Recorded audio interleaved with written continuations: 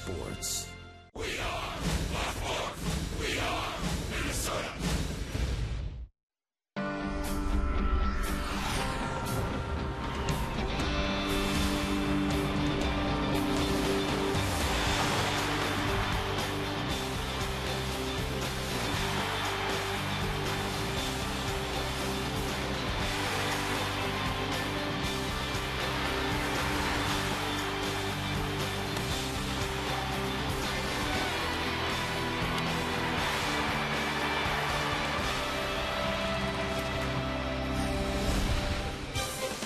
Where has the homestand gone? Well, all the games have gone to the loss column so far. The Twins hope to win the homestand finale and the series finale against the Kansas City Royals. We all know the Twins haven't played well, and there's no secret as to why. They've hit the ball okay during this homestand, but the pitching has continued to give the Twins fits, and as a result, they're looking for their first win in the final game of this homestand.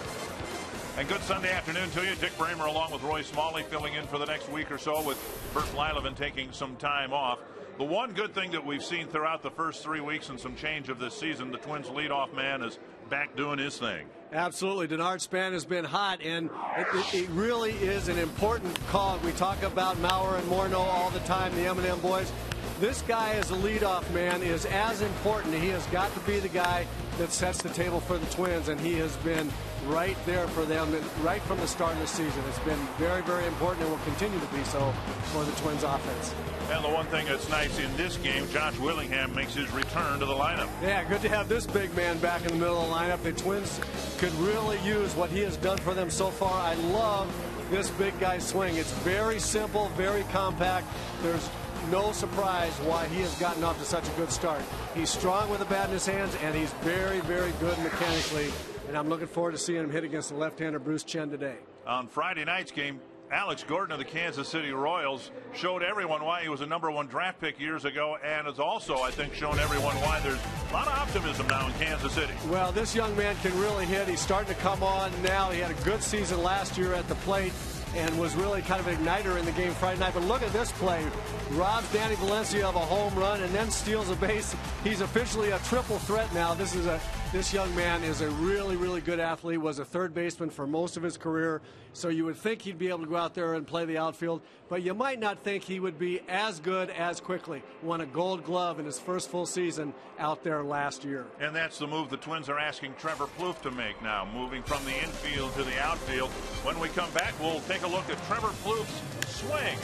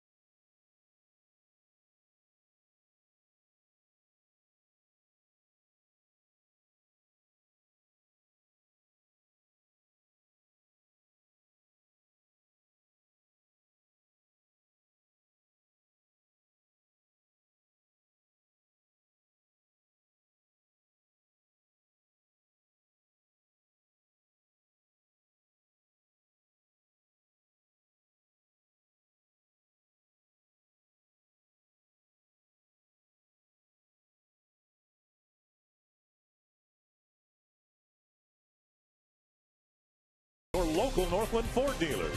Visit your local Northland Ford dealer or go to northlandford.com. By Menards. Save big money on all your home improvement needs at Menards. And by Bud Light. It's the sure sign of a good time. Here we go. Welcome back to Target Field. Twins and the Royals, a Sunday matinee with first pitch just around the corner. Ron, on Friday night, Ron Gardner got a lot of offense from the bottom of the order. Plenty of pop down there with spots 7, 8, and 9, including Trevor Plouffe. Trevor Plouffe did a great job. He's really being able to hit the ball where he wants to. This is a slider down and away, shoots back through the middle. Outstanding swing. And then you're going to see lefty try to come inside. He jumps him looking inside, takes a long home run to left field. Trevor Plouffe been working hard with Joe Vavra in the cage on plate coverage. The way you're set up right now, it doesn't look like I can beat you anywhere. I mean, it looks like you got all points covered, the whole box. If it's starting to feel more comfortable, good. Nice. That's a pitch that's out and away, and we saw that. That's the ball that he's got to be able to cover the slider away. We know he can handle the ball in. Trevor the other day really covered both sides of the plate. Plouffe and the Twins will be taking on the left-hander Bruce Chen for Kansas City. Ron Gardner and the Twins will turn to Jason Marquis. First pitch with Dick Kramer and Royce Molly coming up next.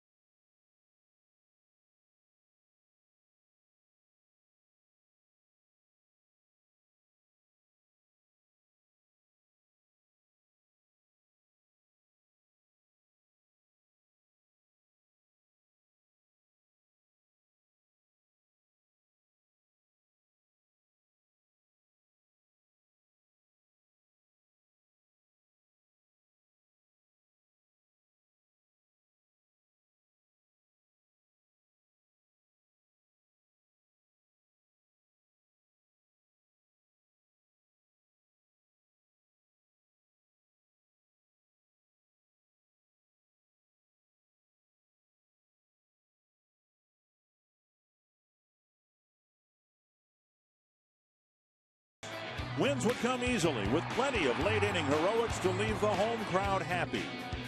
That has not been the case for the past 2 seasons at Target Field. Today, the Twins try to turn that around as they look to match their home bats with some precision pitching to take care of the Royals. Yesterday, of course, miserable here in the upper Midwest, and the game was postponed. Today, a much better day. Well, broken clouds, I guess. A moderate temperature for late April in Minnesota.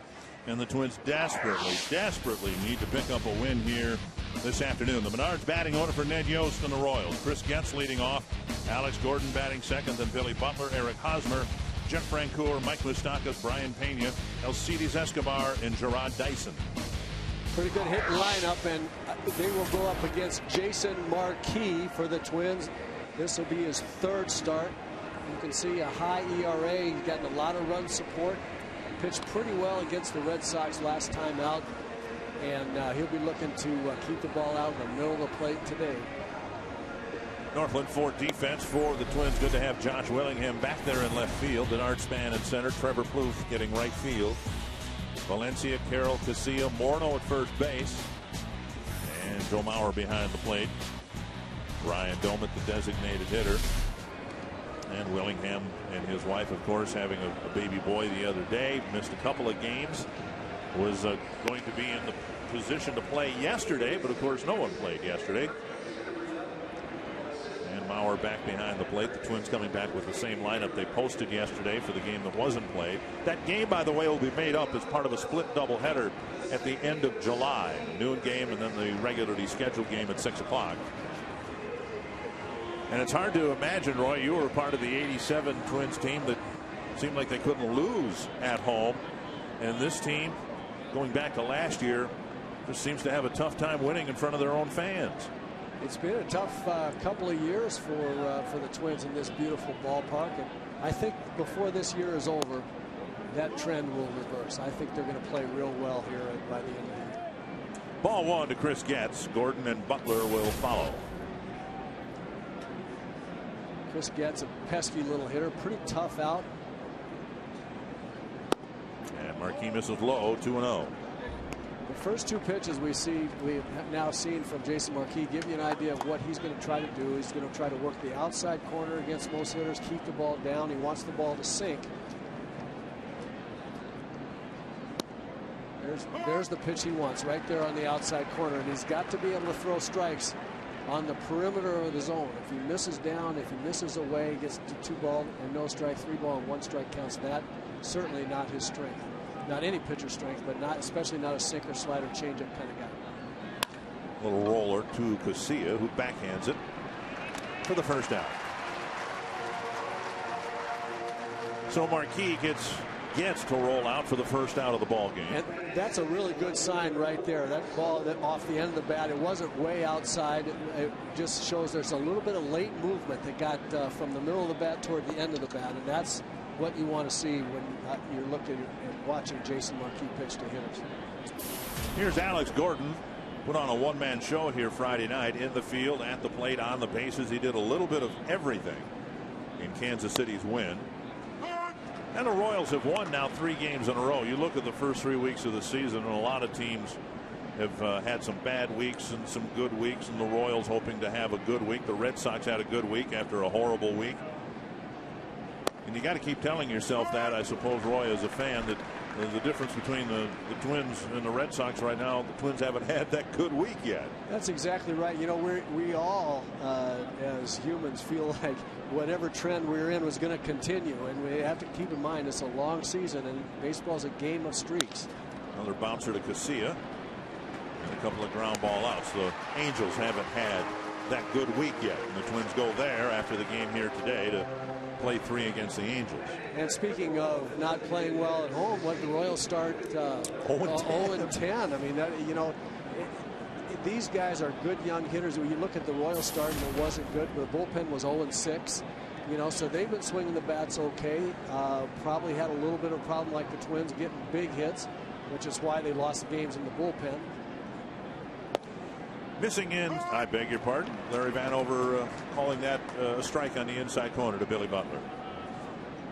So anyway, the baseball season is a marathon that is made up of a bunch of little streaky legs of the marathon. And any one particular one doesn't mean anything. It's by June and July, how consistently are you playing the game correctly? And that's really what Ron Gardenhire and the coaching staff is going to be pointing toward and looking for.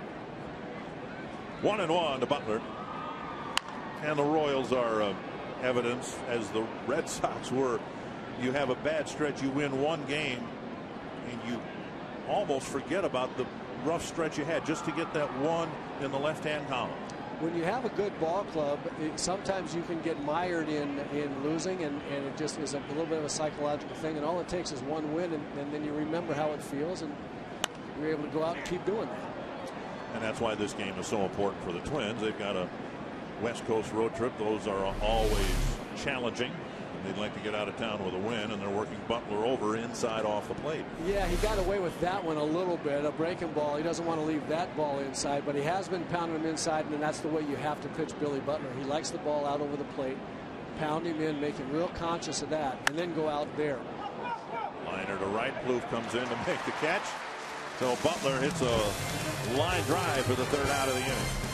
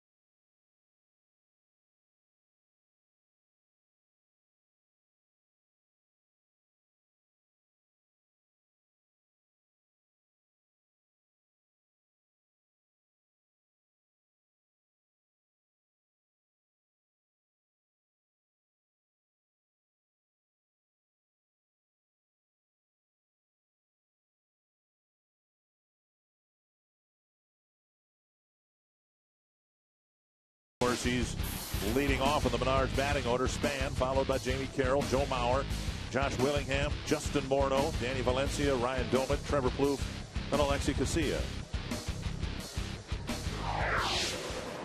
Bruce Chen, I guess you'd call him a crafty left-hander. He doesn't want you to hit the ball on the barrel of the bat. He will do everything he can to throw the ball around the plate and underneath the zone and dink and dunk, and the Twins hitters are going to have to be very, very patient, get a ball they want to hit. He's pitched very well so far this season, and he's been good against the Twins in his career. Span, Carroll, and Mauer to try to score first.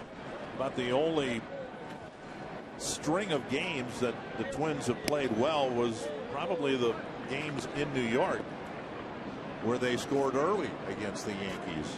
Obviously in a road game, batting first in the top half of the inning. But they've got a chance here with Chen. One clocked 80 miles per hour, evening the count. Twins have a chance here to give Jason Marquis some early run support. 1-1. And again, we see, even with Chen pitching, center fielder Gerard Dyson swung way over into left center. Yeah, this is crazy. I understand it with a hard thrower out there. With Chen, what this tells me, if I'm a hitter and I'm Denard Span, they're going to pitch me away. There's no other way to look at that. Their plan is to pitch me away and expect me to hit it that direction, because if they pitch him in or throw him a lot of breaking balls, there is so much room from center field around to the line, and Denard can hit the ball over there. So that just tells me, if I'm Denard, they're going to try to pitch me away. Instead, they walk him to lead off the ball game. Northland's 4 defense for the Royals. Gordon robbed his first home run in his left fielding career on Friday night. Gerard Dyson in center, Frank Tour in right. And get used to seeing this infield, with the exception of Getz. You're going to be seeing Moustakas, and you're going to be seeing Escobar and Hosmer in the Kansas City infield, for the next 6 to 10 years. Here's Carroll. Span checked it first. Jamie Carroll in this situation, as Denard Span matures as a base stealer, is a wonderful second hitter. He's a veteran guy. He knows what he's doing up there, and he'll take pitches in order to allow a base stealer to steal second base. It's a tough thing for a second hitter to do because taking pitches, allowing him to steal so you can get him over the third with less than 2 out. You give up a lot of good pitches to hit right in the zone that you're taking, waiting for that guy to go. There's a good example of one right there. Carroll takes a strike on the inside corner.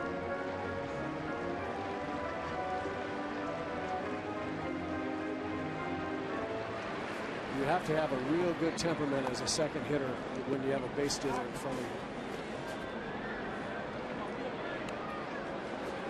Now that doesn't look like much of a move for Chen, but people tell me who have paid attention to these things that there are more and more base stealers.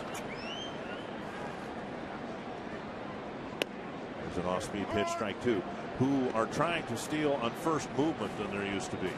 And I don't know, you stole some bases in your time. I stole bases on the back end of a double steal. That was it. I was not a base stealer, but you know, I understand first movement sometimes, but the really great base stealers in baseball history have always loved stealing against left-handed pitching. Maury Wills loved it. You talk to Maury Wills and Lou Brock, and those guys could see little quirks in a delivery. They studied and they could see, and they could get off early, much earlier against a left-hander than they can against a right-hander. Chen kind of quick pitches Carroll and delivers outside. But scouts who've watched this game for 50 years saying, you know, back in the Lou Brock days, Ricky Henderson days, they studied a left-hander's move and studied and then picked up something and took off and stole a base. And now more and more, whether the players are studying anymore, they just decide, okay, I'm going to go on this 2-1 pitch and then go with first movement. Torrey Hunter was that way. I was just going to say, we all remember seeing Torrey just take off, and sometimes he stole a base standing up, and sometimes the pitcher still had the ball in his hand when he was running second. Lifted foul over the Twins dugout.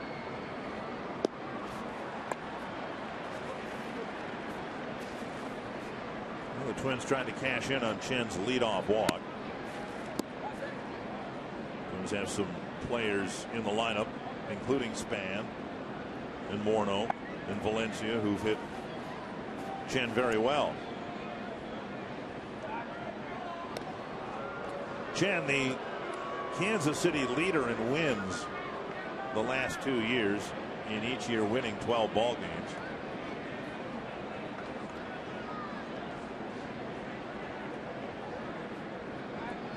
And if the Royals do contend in the coming years, as people expect them to, that's something that's going to have to change. Whether it's Chen or somebody else, somebody's going to have to be leading the staff with 17, 18 wins. Yeah, exactly right. They're still looking for the starter that's going to be the anchor of the staff, I think. We haven't found that yet. It's about the 8th throw over there. You know, the good news about all these throws over to first base, the Twins fans don't like it, but Denard should have a pretty good read now. I mean, he's seen enough of them that he ought, if he wants to steal, he ought to have a pretty good idea of what that move looks like. Now, how many of these are coming from the Kansas City dugout? Or is this just Chen's way of trying to keep Span close? This many in a row are all Chen. There might have been one. The first one the manager might have wanted to see. But just missed inside, with Chen finally delivering to the plate, slide stepping and doing so quickly. Slide step and throwing a rocket 74 mile an hour. But that's him. I mean, he will just throw slower and slowest, and then zip a fastball on one of the corners. He's very crafty. He knows how to pitch, and 73 can be as hard as 93 sometimes. Well, in the pregame show, we compared him to Jamie Moyer, only 20 years younger. But how many left-handers are out there currently doing what Chen is doing? Mark Burley's another one who, you know, if you were catching him, you'd be tempted to leave your mitt in the dugout and just try to catch him barehanded. Toward the hole, Escobar has it go off his glove. Span round second, and he won't run on Gordon's arm. And Carroll punches a base hit through the left side of the infield.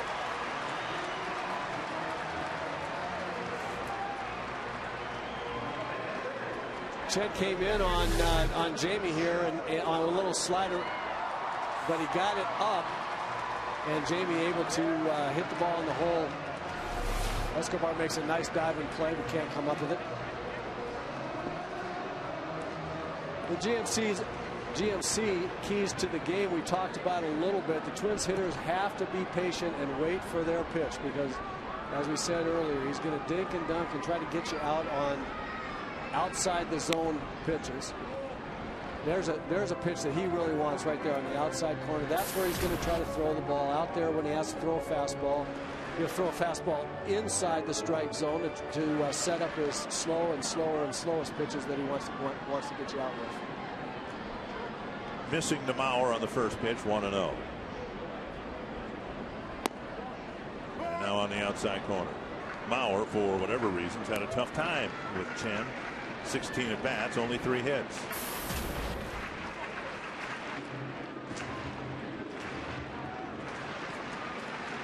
So a good start to the inning, but we have seen that throughout this home schedule this year. Twins getting first man on at second, first and second man on, and not getting much out of the inning. 2-1. I wish I could explain why Joe has had trouble with Bruce Chen. He doesn't seem like the kind of guy. With Joe's approach, Joe is so comfortable hitting the ball to center field and left field, which means he can wait on that slower stuff. Chen likes to throw the ball away. Joe doesn't mind the ball away from him at all. So you would think that this would not be a real tough matchup for Joe. But it's funny, in this game, some pitchers just have a guy's number and vice versa. The best vice versa, I'm sorry, that I ever saw was Craig Cusick, big Mongo Cusick for us in the late 70s. Usually hit Frank Tanana like he owned it. Fouled out of the mid of Pena, 2-2. None of us could figure that out. I mean, Tanana was so tough before he hurt his arm. I was going to say, that's back when he was throwing 95, 97, right? 94 to 96 or 7. Had a big curveball, a hard slider, a good changeup. He had everything. And we're trying to figure him out. And meanwhile, Cruz and have a home run and a double. That seems like every game. 2-2 to Mauer. Twins trying to cash in here in the first inning.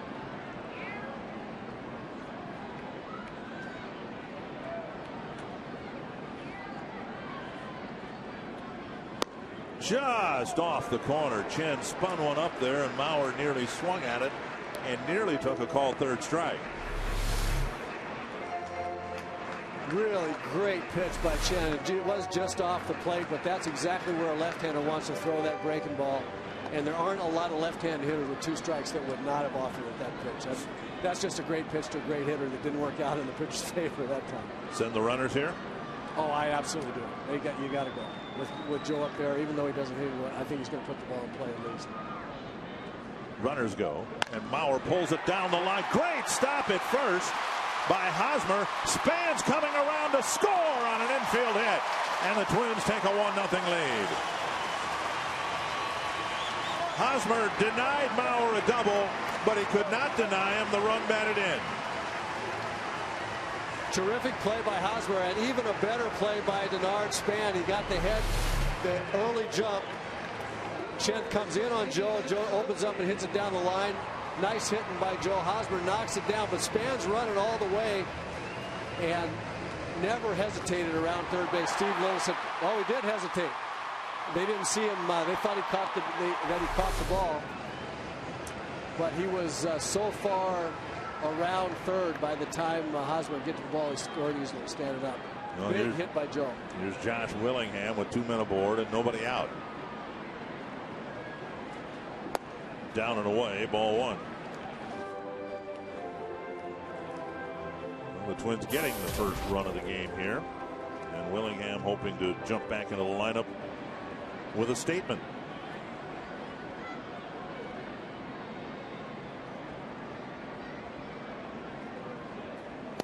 Last home run Willingham hit was nearly 2 weeks ago in New York. But of course he missed some time to be with his growing family. And hit some doubles in the meantime. The ball hasn't been going over the fence, but it's rattling those fences pretty consistently. Twins find themselves in a situation, seems like, as you pointed out, Dick, they've been in a lot and not been able to get the big inning going. They could really use a 30-minute bottom of the first here. Everybody running around the bases. Been a very ragged start for Chen. Pena digs that pitch out of the dirt. Now it's a hitter's count, 2-1 to Willingham.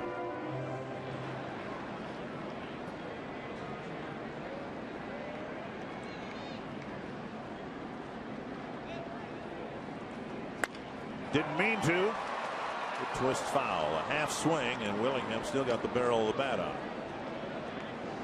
2-2.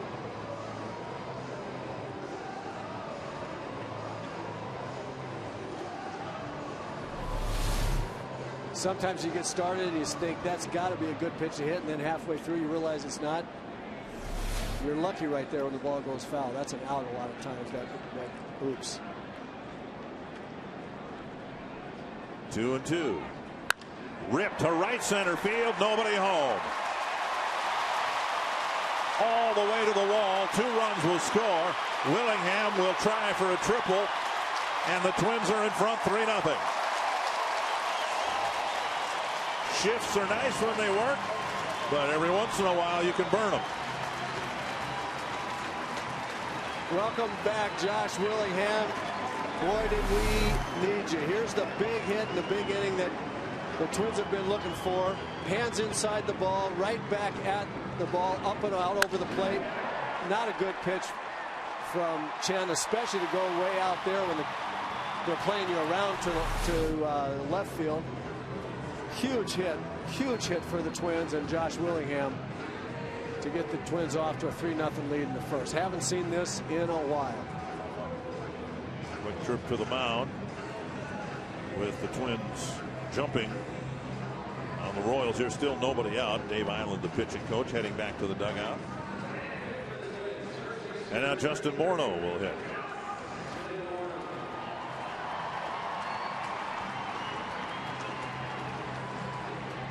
Morneau with good numbers against Chen, 3 for 10 with a home run. Infield in for the Royals. Outside, ball 1.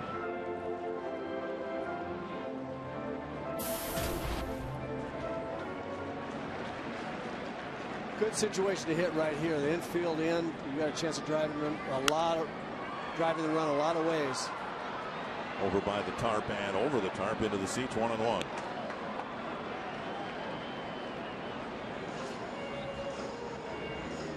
With the infield in, it makes the ground ball and line drive through the infield even easier to get through, and you have the fly ball opportunity. Good opportunity for Justin. Swing and a miss. 1-2. You're up 3-0. The other guys haven't gotten it out yet, but yet, having watched what we've watched for 3 weeks, I think we all think this is a really important run to get in from third base, because the Twins have failed so often in situations like this. 2-2. Very important. It's a great point, Dick. Very important for each guy to go up there in a situation, and Ron Coomer and I have been talking about situational hitting. Very important to do the right thing in the situation to get that guy in. Just off the plate, and again Chen just missed. He's thrown 27 pitches and does not have it out yet. And the ball clearly outside. Yeah, it's outside, and I mean that's. He will get that pitch from some umpires. He's not getting it, and it is a ball. Foul tip. Pena hangs on, and Morneau's gone for the first out. We saw it earlier to Joe. Joe was able to lay off of it. Justin not. That's just a really, really good quality 2-strike pitch to it from a left-hander to a left-hander. Watch this break. He's trying to throw it on the outside corner and have it break out of the strike zone. That's exactly what he did. Now Valencia. 9 for 18 in his career against Bruce Chen. Infield still in. Ball 1. See if Danny can pick Justin up here. 2 good chances to get the runner in from third base with less than 2 out. Now this one becomes an even bigger at bat than Justin's. You've got to get this run in. There's a strike on the inside corner. It looks to me like Danny's trying to hit the ball to center field or the other way, which is what he should be doing with a runner on third. But he took that inside fastball and the slider like he doesn't want the ball in there. Yep, there it is. He's looking for it out over the plate. Pena back to the screen. Makes the catch. No, that went off the. Vanover called it an out, but the ball clearly hit the screen. Yeah. First base umpire Brian Gorman's going to come in here, as will Todd Tichenor. We could see from up here. In fact, we could hear the ball hitting the backstop. And you could tell by the way Pena. No way. You can tell by the way he caught it. And they consulted and still ruled it an out. I heard a clunking with our microphone back there. Okay, now wait a second. Now they're calling it a strike, I believe. Was in coming up with the right hand, I think he was calling just a strike and not an out. That must have been what he meant. But you can see here, watch the catcher's reaction. He catches a rebound. You can see that he flinched a little bit when the ball hit the screen.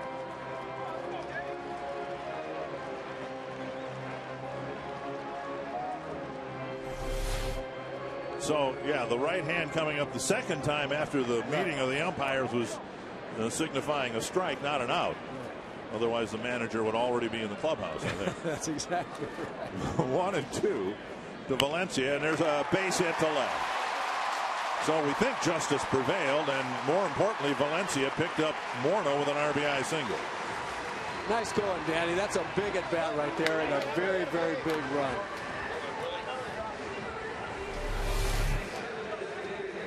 Out over the plate, stays real still, muscles the ball through the infield. That's good hit. Didn't hit it great, but hit it well enough to get it through there. Here's Domet, the designated hitter, hitting .250 as a right-handed batter. A couple of doubles among his 6 hits.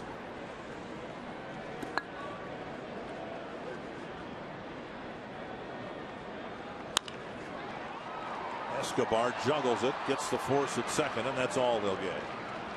So Escobar, who almost stopped Carroll's base hit early in this inning, has this one kick out of his glove, and Domet will reach on a fielder's choice. Tough play here. The ball hit on the hop close to Escobar and comes up on him. I'm always surprised. This young man is such a good fielder. I'm always surprised when he doesn't make a play. I thought he would catch the dive. I thought he would come up with that one. He's a terrific defensive player. Bloof takes down and in, ball 1. 35 pitches now for Chen. That ball came up on him pretty hard and just popped out of his glove.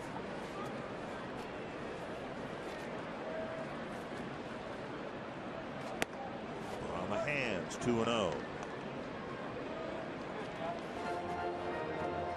Chen will just keep showing you the ball in there as a right-hand hitter, trying to make you think you're going to get something in there that you can really drive, and then you never really get a good ball to hit in there. That's where he wants to pitch it, right down there. Escobar again has a hard time and safe at second. Escobar looked like the ball rolled out of his glove again, and he fired off target, pulling Getz off the base. It's not been a good first inning for the Kansas City shortstop. Well, I'm just putting the whammy on him. I know if I talk really, really great about somebody, he's not going to play as well. This is a play that he will make all the time. Just a little out of sorts. And Ryan Domet, you have to go into that bag slide. Anytime you go into a base hard like that, you have to slide. I actually think he might have been out there. If he's sliding, there's no question. If he slide hard into that base, he's safe. He's actually safe and called safe 100% of the time. But he could have been called out there because he was slowing up and not under control when he got to the base. Air charge to Escobar. The inning continues. First and second, 2 down, and the 9th man to bat is KCA. Bloof reaching on a fielder's choice. Domet safe at second on an error. And the Twins get an extra out here in the first. Strike 1.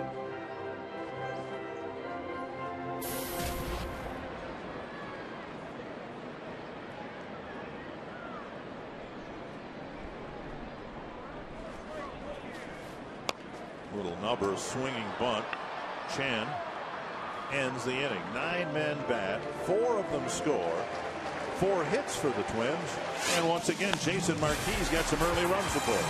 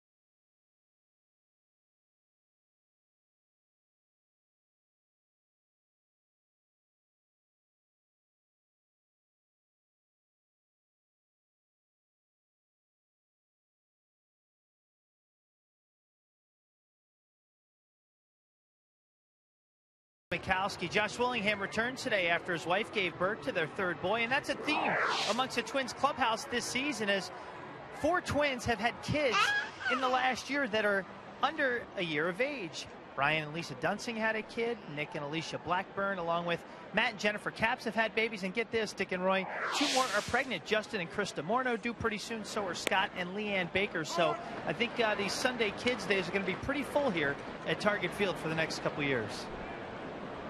Thank you very much, Robbie. Congratulations to all the families involved. And again, I feel compelled to remind everybody that Bert is gone and he is not on paternity leave. He's just taking some vacation time. 1-1 to Eric Hosmer. Roller to the right of Sia. Nice play. Nice scoop. So KCA fields it on the run, throws it on the run, and Morneau stretches for the out. Good to see those 2 guys doing what they do so well. Lexi goes very well to his right and then has the arm strength to get the ball over to first while running away. Of course, Justin has made himself terrific at picking throws in the dirt. Thought Lexi might jump up in the air to throw that ball, but his arm is very, very strong for a second baseman, coming originally as a shortstop. Here's Francoeur. Sharply right at Carroll. Now, you spent some time as a first baseman. I did. If you're going to have a low throw or a throw in the dirt, you want it bouncing that far out in front of you, right? I mean, that, as these things go, that's a pretty easy ball to scoop, isn't it? That was relatively easy. You wanted a long one hop out in front of you, or a very, very short hop where you can reach out and have it be bang, bang. This one is almost an in-betweener. It's just long enough where it's not a real challenge for someone as good as Justin is. But it's the one, if that ball had been 1.5 feet or 2 feet closer, it would have really been an in-betweener. And then you don't know where the height is going to end up as you're trying to get your glove on it. That's the tough one. And as we saw Adrian Gonzalez do so well in the Boston series, you've got to have a very soft backhand sometimes to dig those out. Gonzalez did it a couple of times about as well as you can do it. He really did. He was the picture of soft hand and arm there. And you're absolutely right, Dick. Softness as an infielder, as you're receiving the ball, is the most important thing. And when you go to your backhand side and you're stretched out, you tend to be stiffer. And so you really have to learn to be to have a soft hand and arm. 2-2 to Moustakas.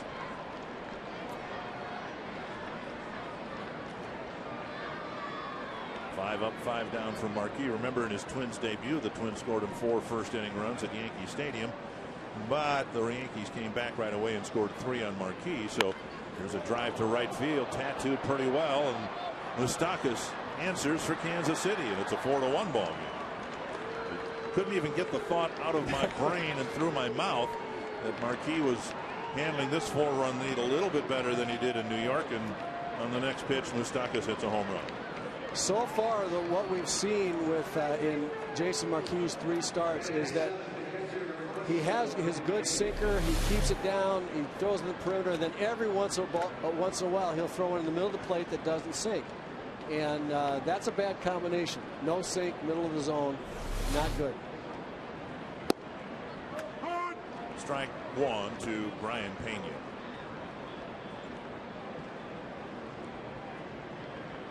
Pena caught Friday night and catching again tonight. This afternoon, here's a one-hopper. And for the most part, Marquis keeping the ball on the ground. Just an 11-pitch second inning. One of them was hit over the fence.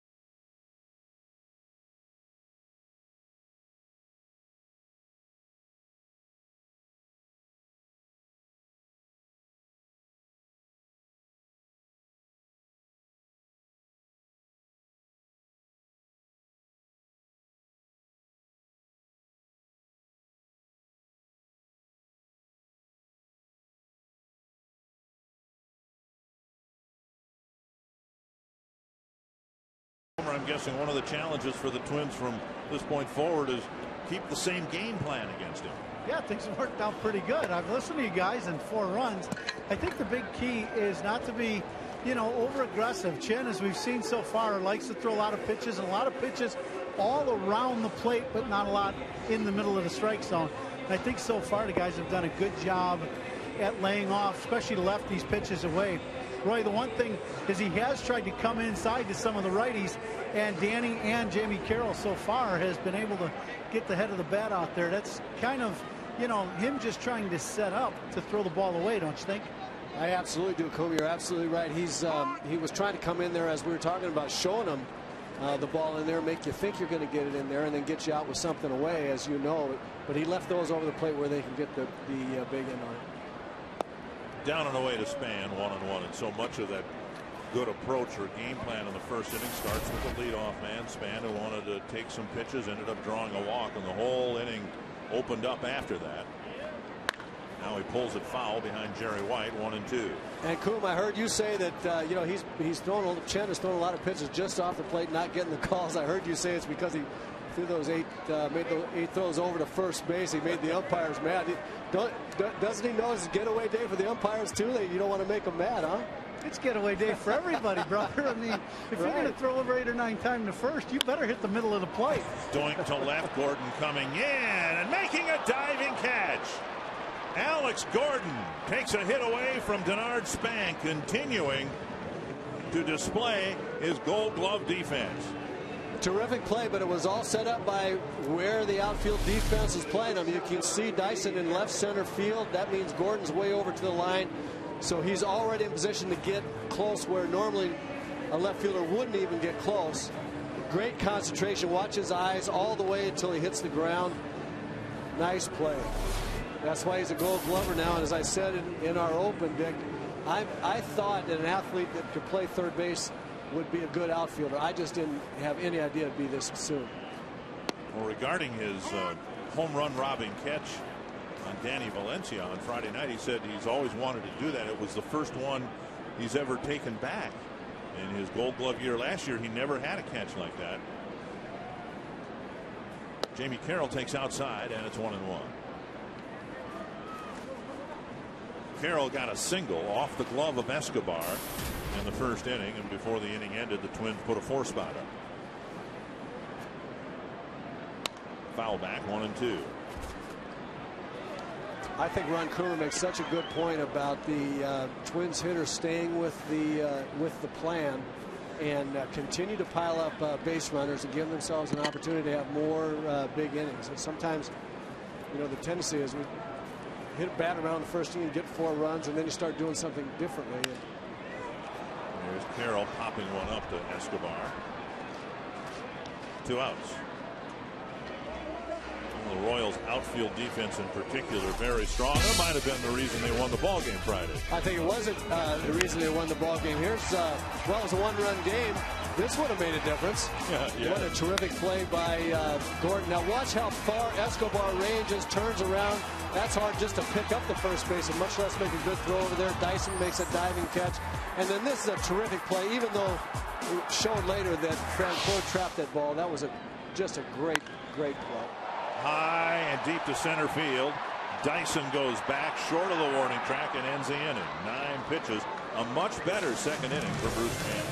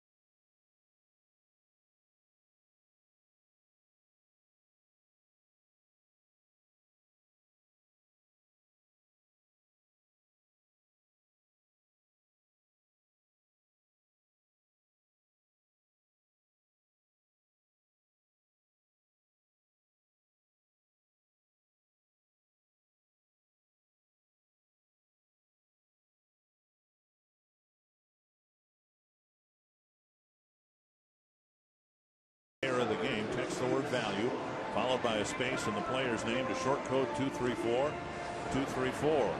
Josh Willingham jumping back into the lineup with a 2-run triple and a run scored. And the Twins have a 4-1 lead. Alcides Escobar will lead off the third against Jason Marquis.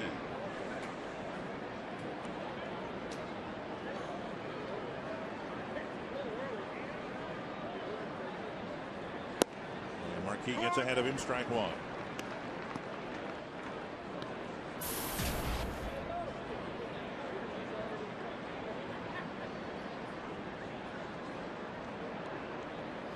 Foul back, 2 strikes. Escobar, such a talent defensively, and the Royals, and before that the Brewers, concerned about whether he would ever hit well enough to warrant his place in the lineup. A few years ago the Royals had Tony Pena Jr., an outstanding defensive shortstop, but Pena could never hit, and eventually was converted to a pitcher. Don't know if he's still in professional baseball in this country or not. But Escobar has the learning curve has been pretty encouraging for Escobar as a hitter. 1-2. And Marquis pulls the string and gets a strikeout. Good pitch by Jason Marquis right here, showing him a lot of fastballs and then coming in with a slider. That's a really good location down there, is where Jason Marquis wants to live. When you join the Twins season ticket family this year, you'll be hitting the sweet spot. Purchase any of the Twins season ticket packages and you'll receive sweet spot benefits that are second to none in pro sports. 833-TWINS, the number to call. Online, twinsbaseball.com, and learn about the benefits that come along with being a season ticket holder. Gerard Dyson takes ball 1.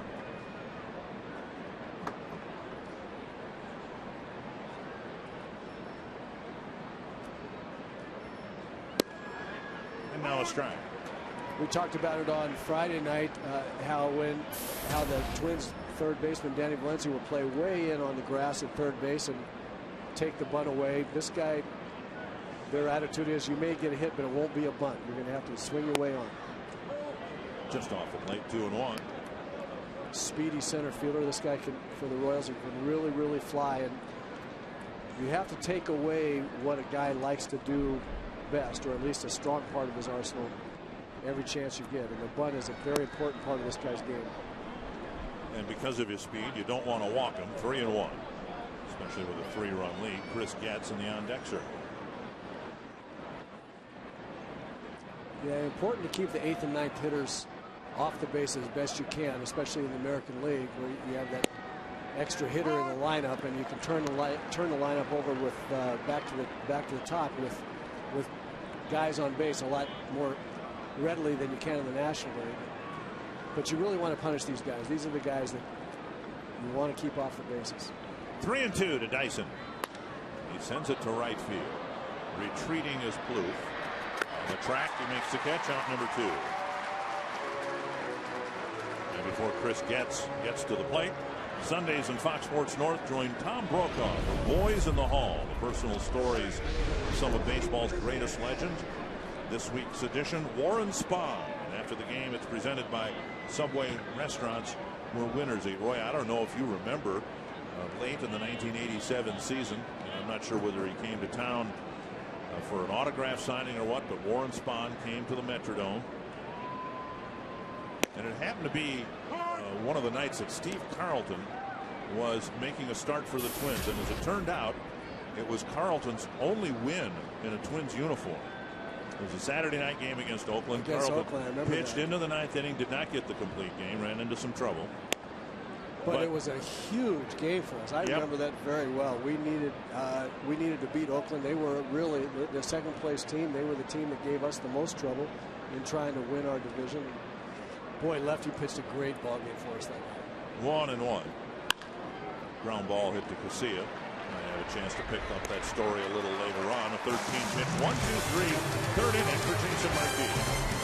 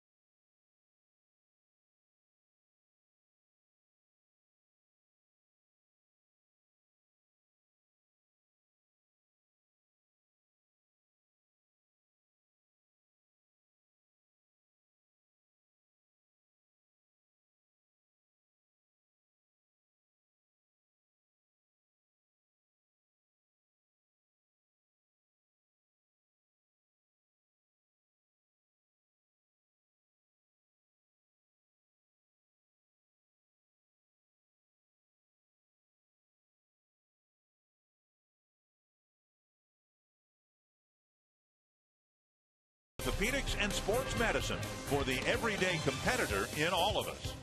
By CenturyLink. And by Grand Casino. The best stories start here. Twins in front 4-1. Biggest hit of the game came off the bat of Josh Willingham, who returned to the Twins lineup today. Promptly hit a 2-run triple.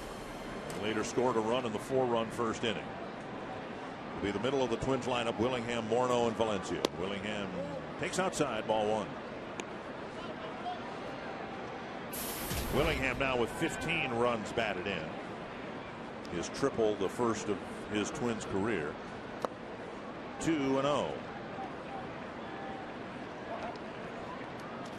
Well, if this big guy's ever going to hit for the cycle, he's got the toughest one out of the way right now. On Friday night, Joe Mauer got a triple and a double in his first 2 at-bats, and I thought we might be seeing a little history made. And a fastball taken for a strike. I think that's a fastball. It's 80 miles per hour. I was just going to say, you have to use that term loosely there. He threw a little, I think it was supposed to be kind of a batting practice fastball that cut a little bit, meaning it ran in toward Willingham. Curveball fouled off the front leg, 2-2. Chen's one of the few guys that can throw an off-speed pitch off an 80-mile-an-hour pitch. Oh, off the inside of the left knee. Yeah, Schuberg can't go up that high. 2-2 to Willingham, trying to get aboard to start the third. Blasted to left center field. Back and off the wall. And Willingham, as Mauer did Friday, begins his game with a triple and a double. And I was just going to say I want a double this time because the home run I want with guys on. So double in his quest for the cycle today. He's doing exactly what I wanted to do. Here's a fastball up again that Josh just clubs. This is not where Chen wants to throw the ball. Look how simple this swing is. For a big guy and a pull hitter, I love how simple it is. It's just hands and big end of the bat right to the ball. There's nothing complicated about it. Ball landed about halfway up on the fence in front of the bullpen, and now Morneau pops it up on the first pitch. 1 down. Morneau, who struck out in the first, now pops up, and Danny Valencia comes to the plate. You can ask a question online at carsoup.com/baseball. Monty Miller from Piers, Minnesota. What do designated hitters do during the game to keep their legs and presumably other body parts fresh? The question was about the legs, but you know, hitting is a total body experience, isn't it? It is. Valencia with a single to left, driving in a run in the first inning. You know, different designated hitters, different guys will do different things. Pulled behind Steve Little, strike 1. Guys, when I was a DH at the Metrodome, I used to run up and down the stairs that led to the locker room. Coom, you were a DH a bit in some other ballparks too. What'd you do to stay loose? Well, it depended on where you were at. You know, nowadays a lot of the cages are right behind your dugout. So, you know, here at Target Field, the Twins DHs are able to go right into the, you know, just behind the dugout. Valencia drives it to deep left center field. This is back. This is off the wall. Willingham will score. Valencia tries for a triple, and he's halfway to the cycle.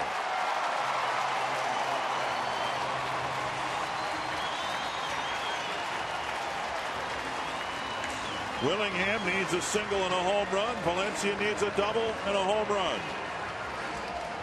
And the Twins are staying with the program. It's like Ron Cooper and I were talking about. Get a ball that you can handle. That's a fastball about thigh high that Danny, right in the middle of the plate, that Danny tees off on. That ball looked like it could have been caught. It could have been caught. Jared Dyson could have had that ball, but it would have been a great play. But and you'll see him as he goes up. Wow, it almost hit him in the head. I think he might have lost that ball. He didn't go after it real well once he got to near the fence. Infield in. Dolmet with a fly ball to center. The Twins might run on Dyson's arm here. Valencia tagging. He's going to come home. And a sacrifice fly, a 2-run inning, and a 6-1 Twins lead. So Dolmet gets the job done with a fly to deepen up center field. That's a big at bat right there. Again, we're talking about situational hitting. Get the job done. We've talked about staying in the middle of the diamond. Ryan Doman did both of those things. He didn't try to get too big. He didn't try to get too pull happy. He got a pitch he could handle in the middle of the plate, hit it out there to center field where you get the run in. Every run's important in every situation. It's important to do what you're supposed to do. A hit, a big fly, all would have been nice, but at the very least, you have to get the run in. Here's Plouffe. Swing and a miss. Ron Coomer, depends on where you are as to how you stay loose as a designated hitter. It does, and you know, as Roy was saying, and Dick, you know, for many years to Metrodome, all you had to do is run up and down those stairs a couple times behind the dugout, and you were going to be loose. I really like here at Target Field, though. The facility here is phenomenal for a hitter. You can go back, you can hit off the machine, you can hit off the tee, and you are ready to go when you step in the batter's box. 1-1 to Plouffe. All right, you guys who went up and down those stairs, here's a question. How many stairs were there? Oh, I was taking them 3 at a time, Dick, so I don't know. You know, I don't know. Too dang many. Yeah.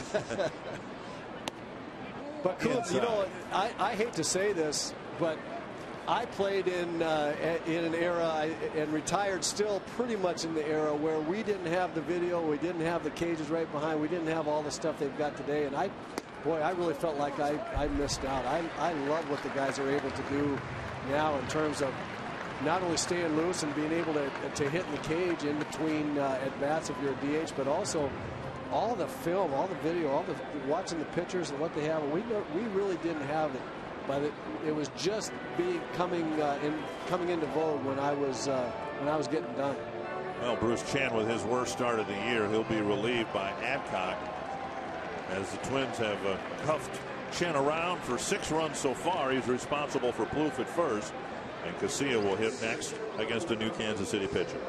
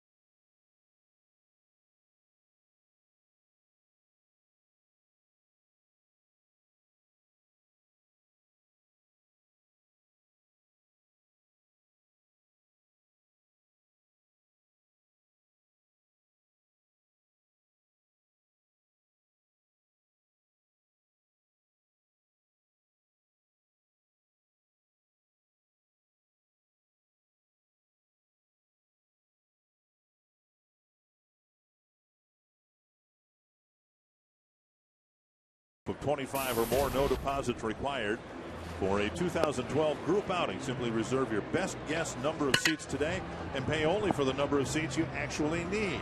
You'll be seated together and your group's name will appear on the Target Field scoreboard. Time to organize your church, business, school, or sports team. Call 800-33-TWINS and ask about a Minnesota Twins group outing. Ted Yost had seen enough. A rough outing for Bruce Chen. And Nate Adcock was just called up yesterday when the Royals sent down Everett Tieford, who started here on Friday, and they needed some protection in case they got a short start today or tomorrow, and sure enough, Chen gave them that today, so Adcock called up from Omaha. Not the kind of outing that young man Bruce Chen wanted to have today. Just wasn't on top of his game, and he was, as we talk about so much, he just wasn't throwing the ball where he wanted to enough times and got in the middle of the plate an awful lot. KCA the batter, he had a little number between the mound and home plate in the first inning, and Chen threw him out to end the 4-run first inning.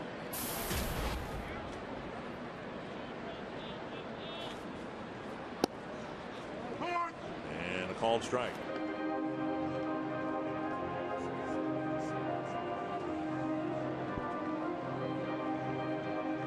KCA hoping to extend the inning here in the third. With a 4-run first and a couple so far here in the third. Plouffe checked at first base.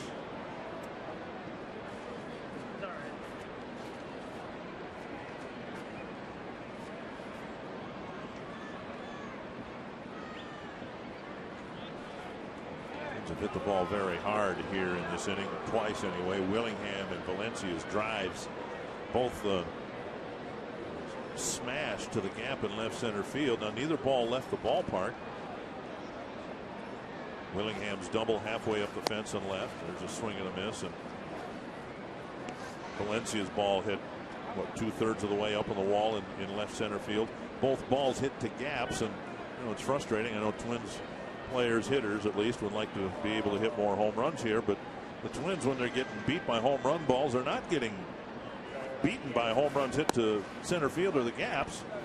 It's the other guys are pulling the ball for home runs. And that's where you need to hit the ball here for the most part. It takes a pretty special guy to hit the ball out from gap to gap around left center to right center. You have to really club one in. Willingham did that. It was just hit. It was hit lower. Just a screaming line drive.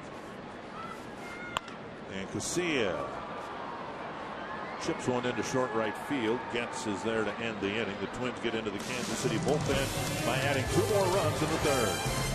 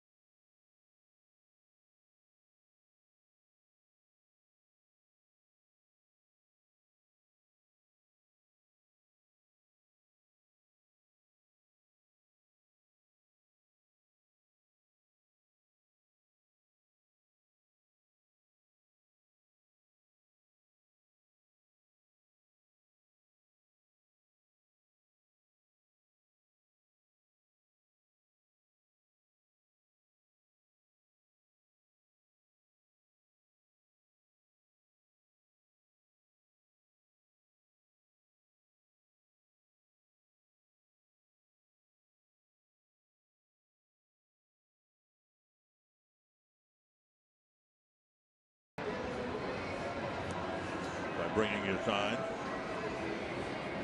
And he's 6 years old today, so happy birthday.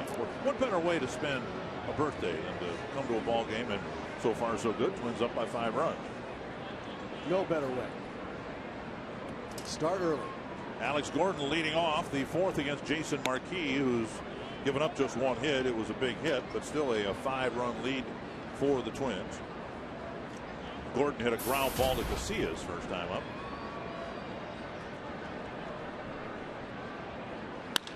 To right center field. Span chasing it. Plouffe chasing it. Plouffe cuts it off. Gordon legs his way into second with a leadoff double.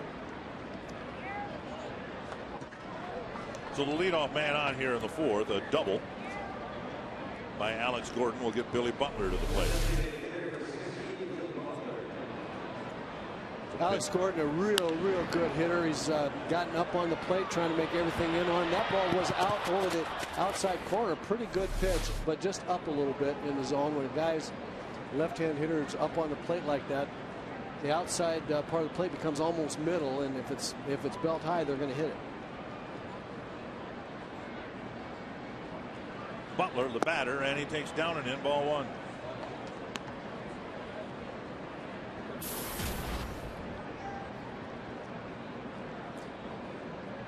Twins trying to pitch Billy Butler in for the most part. He is ever ready to get the ball out over the plate and drive the ball to right center. That's really what he wants to do. You got to impress him inside if you're going to get him out at all. And there you go. He pitched him inside 2-0.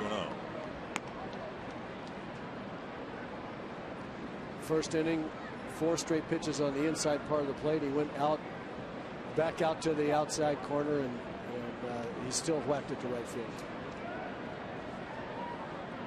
So he's ready to hit the ball up the middle and the other way. You have to stay in on him until you think you got him impressed with it. And now missing low, 3-0. Eric Hosmer will hit next. Marquis obviously done his best job as a Twin here today, but he doesn't want any innings to mushroom like they did for Chen in the first inning.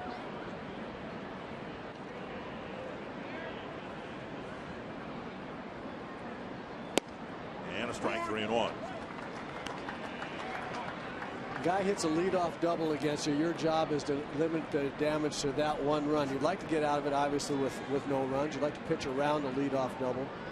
But in the heart of the order here with the Royals, Dick, you're absolutely right. Job number 1 here is to have it be no more than a 1 spot when you finish the inning. Bounce foul, 3-2. Probably won't surprise you to know, you might have figured it out already. This is the first time the Twins have had a 5-run lead this year. They won only 2 home games, and one of those is when they fell behind the Angels by 6. Came back to steal one at the end. 43 pitches for Marquis as he pitches to the Royals here in the 4th.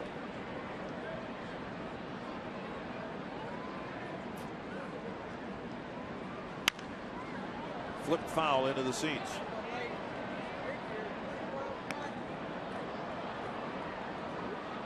You had mentioned it earlier, talking about the defense of watching Hosmer and Escobar and Moustakas. We're going to watch them for a long time. This middle of the order here, Gordon, Butler, Hosmer, Moustakas. We're going to watch an awful lot of damage from these guys for a lot of years too. They can really hit. They're going to keep getting better. Lace to left, a base hit. Gordon to third, and he's going to be held. And the Royals have something started here with a pair of base hits. First and third now, nobody out. Right there, Jason Marquis tried to kind of trick Billy Butler with a 3-2 slider, and you know, a lot of guys think if I just don't throw him fastball, throw him something else. But Billy Butler will never, ever, ever miss a breaking ball in the middle of the zone like that. If he does, he'd guide himself out.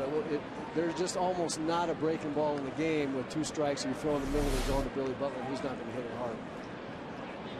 That up the middle and right center approach makes him real dangerous to breaking ball strikes, unbreaking ball strikes. Time for a little damage control. And Hosmer takes ball 1.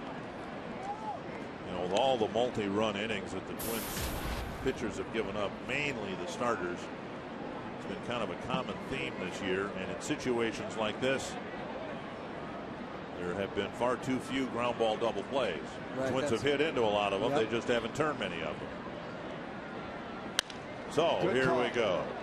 KCA to Carroll, and no chance to beat Hosmer down the line. But they gave up a run. They got the lead runner, and they kept a double play in order in this situation. Yeah, I think this is a double play that they're going to feel like they should have made. Lexi double clutch just a little bit, or they make this double play. If you watch him here, he gets the ball in the glove now, just double clutches just a little bit, and that extra step gets Hosmer down the line. Now, if he can throw it right there, but he had to get his body under control with one little extra slide step, and that was the difference. Here is Francoeur.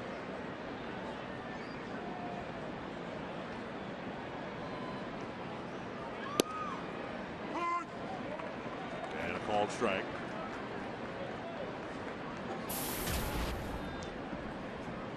Seven of the 10 outs by Marquis have been ground ball outs. Which is a great statistic, is really what he wants to be able to do. So for the most part, he's been throwing the ball the way he wants and where he wants. And punch to right field, third hit of the inning. Hosmer will round second and go to third. So the Royals aren't done yet. Another one of those situations where Marquis will hope to get the ground ball hit at somebody, and the Twins might be able to get out of the inning. And the reason he didn't get a ground ball there is because Frank Hoare did such a good job of hitting. If he tries to pull that ball, it's a ground ball 6-4-3. Slider out over the plate, just went right with it. And again, when you're going to throw that pitch, if it's not down a lot, a big league hitter's got a chance to get the ball to the outfield when he's not trying to pull the ball like that. Good hitting by Frank Hoare. Not a bad pitch by Jason, just a little bit up in the zone. Moustakas homered deep to right field his first time up, and now he comes up with 2 men on base and 1 out.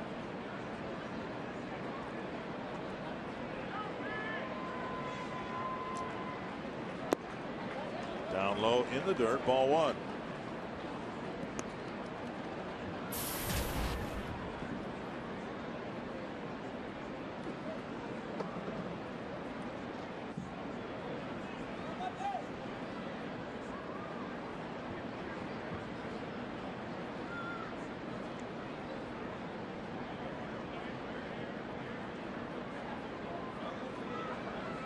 Sailing wide, 2-0.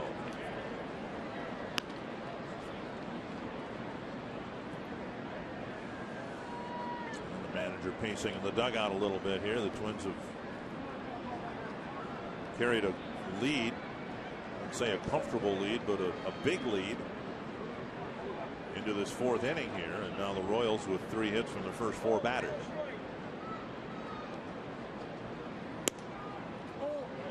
Outside, and it's 3-0 with Brian Pena on deck.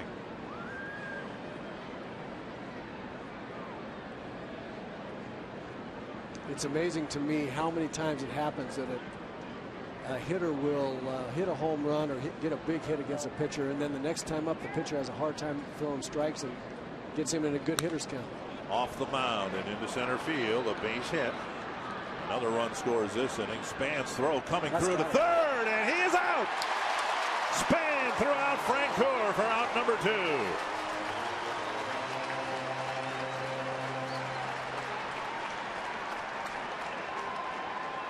Two down, and a huge outfield assist for Denard Span.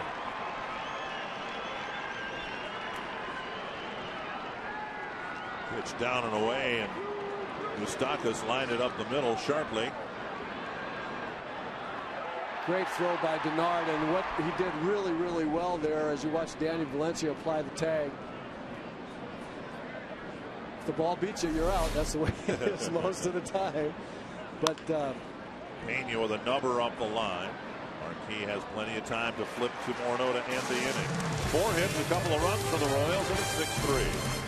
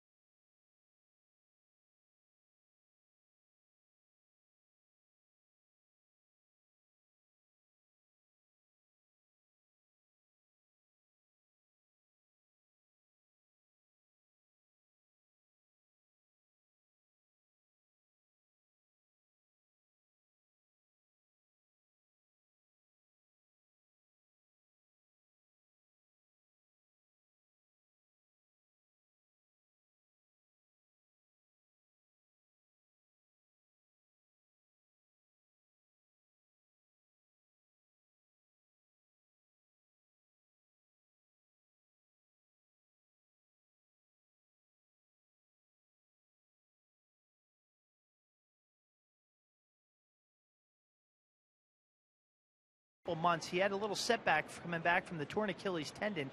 He will begin taking some ground balls tomorrow, Dick and Roy, and he should be hitting within the next couple days, according to General Manager Ruben Amaro Jr. And that's would be a big boost if he can get back to baseball activities quick, because the Phillies this season thus far have been out with been missing their 3 and 4 hitters, Chase Utley and Ryan Howard. So there's no timetable for when Ryan Howard gets back to the lineup. Well, thank you, Robbie. They'd love to get him back, because yesterday Jim Thome left the ball game. His back was acting up. And one of the more curious off-season signings this past off-season was the Phillies signing Thome with the idea they would play him some at first base when he hadn't played there in 5 years. A rocket off the bat of Span to Hosmer for a quick first out here in the 4th. And Jim's back acting up as it did here in Minnesota when he was simply a designated hitter. Surprised that Jim could even find his glove. Yeah. So a quick out here in the 4th, and Jamie Carroll. Span jumping all over the first pitch and hitting it hard, but right to Hosmer. Carroll with a base hit and a run scored in 2 trips.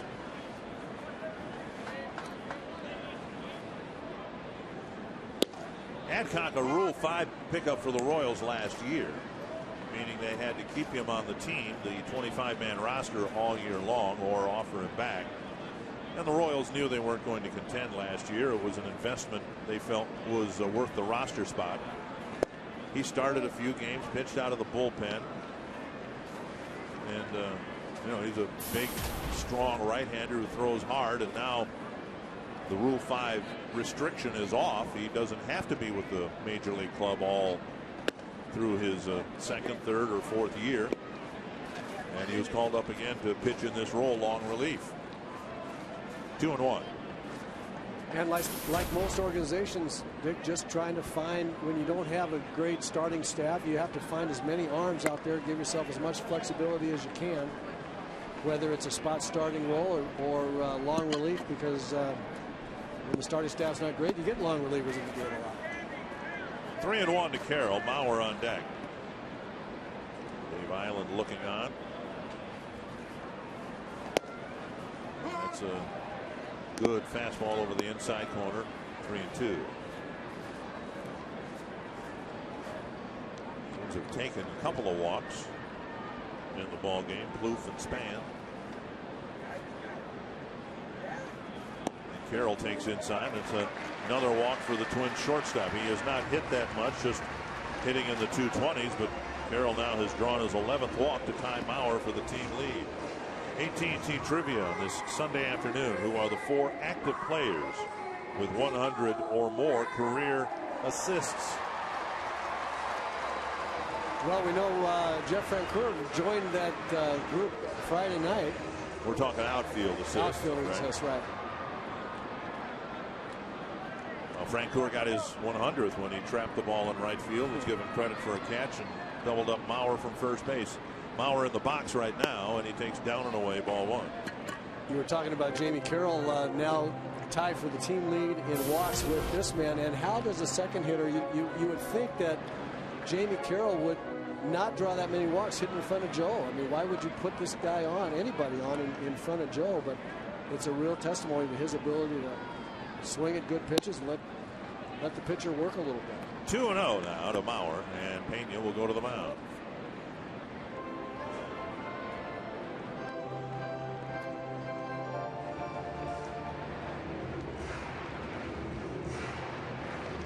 Here's a situation, 2-0 with runner on first base. The first baseman holding Jamie Carroll on. This is a perfect opportunity with Joe ahead in the count to look for a ball from the middle in and try to drive it to right field. If it gets, he's got a chance to get it through the hole. He's got a chance to hit a home run. He's got a chance to hit a double. And I think this is the next phase of Joe's game here. He's so good at hitting the ball from right center or around the left field foul line that the next level for him will be picking his spots to say, I'm going to get a ball that I can pull and I'm going to hammer it to right field. See how far Moustakas is playing off the third baseline. Bauer takes outside, 3-0.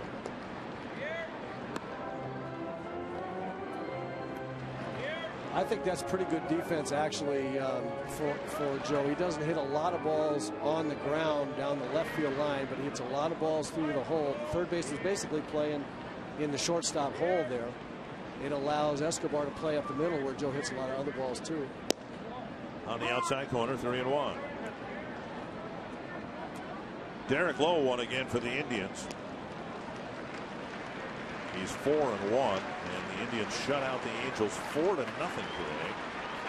The Angels continue their slide. Twins trying to add on some runs here in a 6-3 ball game. And Mauer chops it towards second. Carroll tagged out, and then Mauer thrown out. And that ends the inning. So Carroll started towards second, stopped, and the Twins hit into a double play.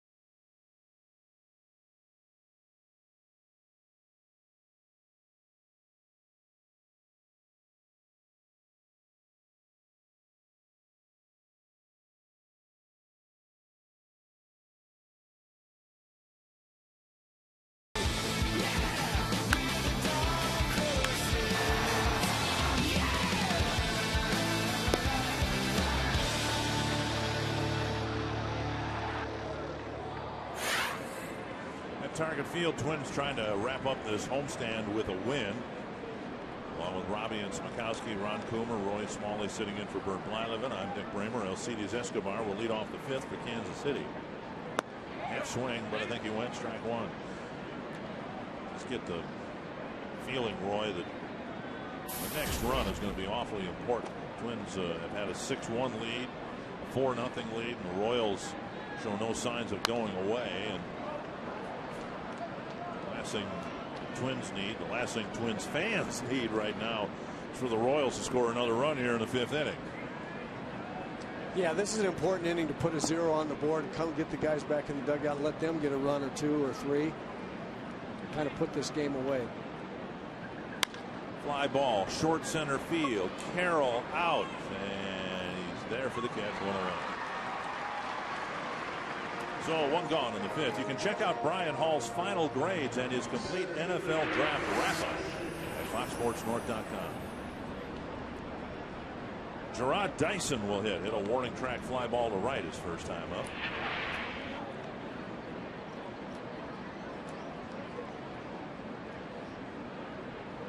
Been the worst 20-game start for the Twins in their history, and they're in last place, but the Tigers might be on the verge of falling back to 500 this afternoon. They're trailing the Yankees right now. And it is early, as badly. And there's no mistaking it. The Twins have played badly. As badly as they played. If you can put together that good week, just go 4-2 or whatever on the road trip and come back and have a decent homestand, forget what the one-loss column is. Ultimately, as you guys proved in '87, the division is crowned based on how you do against the other teams, and the Twins are just playing today their second game against American League Central teams. 3-1. That's right, Dick. They're just a streak. They're one good streak away from being right in the thick of it, and I think we're seeing signs of them being able to do that with the offense that they have, and they're going to catch the ball pretty well. 3-2. So if the Twins win today, they might be just 4.5 games behind the Tigers. If Texas wins tonight, the Angels will be 10 games back because of their poor start and the fact that the Rangers look like the best team in baseball right now. Carroll to Morneau, 2 away. Time now for the CenturyLink high-speed pitch. We would expect Marquis to touch in just over 90 miles per hour, perhaps. Yep, 91. And Bruce Chen, you must have the fast 88. Gun here today. I don't remember 88. Maybe one of the pickoff throws to first. I think they double counted one of those pitches. 2 down in the 5th. Marquis hoping to have a nice tidy 5th inning here with Getz at the plate. A couple of ground balls to KCA for Getz so far, and Getz takes ball 1. It's a different world, isn't it? I mean, to not get through the month of April and find yourselves 10 games back when you were considered to be a co-favorite with the team you're trailing, that's a little bit different situation than where the Twins find themselves right now. Very much different, and you see that in that Western Division of the American League. Two very good teams, and Texas just outstanding. Of course, the American League East very good as well. Twins have a little bit of a break. There's a drive to right field. Getz chasing Bluth back and makes the catch on the warning track. A 1-2-3 fifth, and Jason Marquis has a 6-3 lead.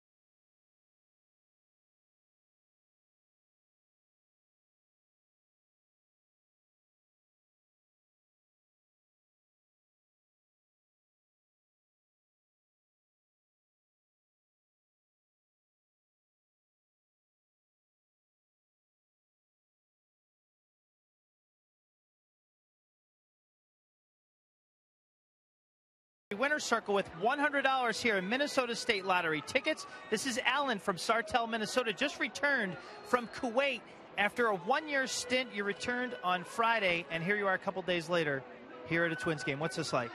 It's a dream come true being back at this field. I didn't feel at home until I got here. Well, that's nice. Well, welcome back, and congratulations. We're happy that you're safe now. The only adjustment here is you have not been circled by Burt. You've been circled by Roy because he's in the booth today. Oh, that's fine. I'm sure Burt will give me another time. All right, maybe Burt will get you another time. So there you go, Dick and Roy. We're very happy to see Alan back safe and sound and back here at Target Field, which feels like home. Well, there's no respect. By the way, don't take a copy of that circle to Southern California if you got an alumni thing early next week. That was not one of your prouder moments. The machine wasn't working well. There's a foul fly near the seats and out of play. 2 strikes now to Willingham. The machine was stutter stepping. Okay. Well, Willingham has had a grand re-entrance into the Twins lineup. He has absolutely stung the ball twice. A 2-run triple to right center in the first, and a leadoff double halfway up the fence by the bullpens in left center. Here against a right-hander, Adcock, he's behind 0-2. Takes that slider down and away, 1-2. Tough pitch right there. Good take. Good non-offer by Josh Willingham. Tough ball to lay off when he got 2 strikes. That was a good pitch by Adcock. And Willingham, nice pickup by Moustakas. Safe, and Willingham will get a single. Moustakas with a nice stop to his left. He had to scramble to his feet and throw, and the throw might not have been in time, but it certainly did pull Hosmer off the bag. Another well hit ball. Moustakas makes a terrific play, then double clutches a little bit. When you do that, you have a tendency to feel like you have to hurry. Watch Hill as he double clutches just a little bit, and then a little bit extra on it, which pulls the first baseman Hosmer off the bag. Willingham running through the bag. Has to get a single. I think he has to get a single on that, just because of the dive. Would have been a really good play. Morneau fouls it back. It's been a tough day at the plate for Morneau in the midst of a 4-run first. Morneau struck out. And then with Willingham, after his leadoff double standing at second base, Morneau popped the first pitch up to short. Hey, Coom, I want to ask you about Justin's swing. If you can see it from down there, he looks big, just a little bit too big to me right now. Just it's having him foul off pitches and pop-up pitches that he could really be driving. Yeah, and his first swing, there's a little aggression behind that first one. Yeah, no kidding. But what you're looking at is he's really kind of pounding out there, Roy, with his front side and his front foot. So Justin and all guys who go forward, you got to get that front foot down before you start your swing. And right now, he's really getting out there off his front foot. Breaking ball got him. So Morneau gone on 3 pitches, with Adcock snapping a backdoor breaking ball for out number 1. And here's the other thing, Coop. And watch his front hip. It goes early when his front foot is hitting the ground. His front hip is leaving as it's moving toward right field, and that's just enough to slow the bat down. When that front hip goes, you lose the outside part of the plate, and you foul off a lot of pitches because your bat just drags just a little bit. Yep, for sure. I think all hitters like to try to stay somewhat stacked as they're going into the ball. And what you're saying is, with his front side kind of leaving, going towards me, actually here in the first base camera well, it's tough to stay stacked, and your body kind of gets in that pike position, and it's tough. You'll see this right here. Yep, look, his front hip goes, and now you lose the outside part of the plate. He thinks that's outside, but as your front hip goes away from the plate, you really lose a sense of where the outside corner is. The Royals pitched out on the first pitch to Valencia. Down and away, 2-0. Willingham at first base after his 3rd hit, 3/4 of the way to the cycle, and Valencia's halfway there. He's got a single and a triple. I'm really surprised at that pitch out. I wonder if they think they knew something about signs. Or, I mean, Josh Willingham, not exactly Ricky Henderson, and it's not exactly a hit and run situation necessarily. That seemed a little bit strange to me. They would be gambling with a pitch out there. Well, he's got 29 career stolen bases. 30, actually. He got one earlier this year.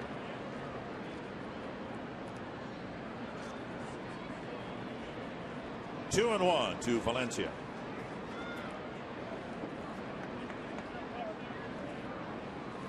Inside, 3-1 with Doman on deck. Just not a situation. Knowing Ron Gardenhire, and that's maybe our advantage, but it just doesn't seem like a situation where that Gardy would send Willingham after Danny hitting 2 balls hard like he has. Although right now it looks like he might be running him. And Valencia gets a single, his 3rd hit of the ball game, and the Twins have runners at first and second with 1 away. So the Twins have 8 hits, and Willingham and Valencia have combined for 6 of them. And that'll bring up Ryan Doman. Yeah, it just didn't seem like a spot where he would take a gamble on running on Willingham getting thrown out when Danny's swinging the bat so well. Gardy playing for another big inning here, I think. Doman hoping to double the Twins lead. Drove in the last Twins run with a sacrifice fly to center field. That made the score 6-1, and the Royals have crept back to within 3. Strike one. Very important. I'm sorry, Coom, go ahead. Roy, you and I were talking and Dick at breakfast about the approach off chin. You know, I'm watching Danny swing the bat, and obviously Josh had a great approach all year. But Danny today looking to the middle of the field and then adjusting to the ball in. His approach today has been right on the money. Liner to second, and it's out number 2 with Willingham and Valencia scrambling back for their bases.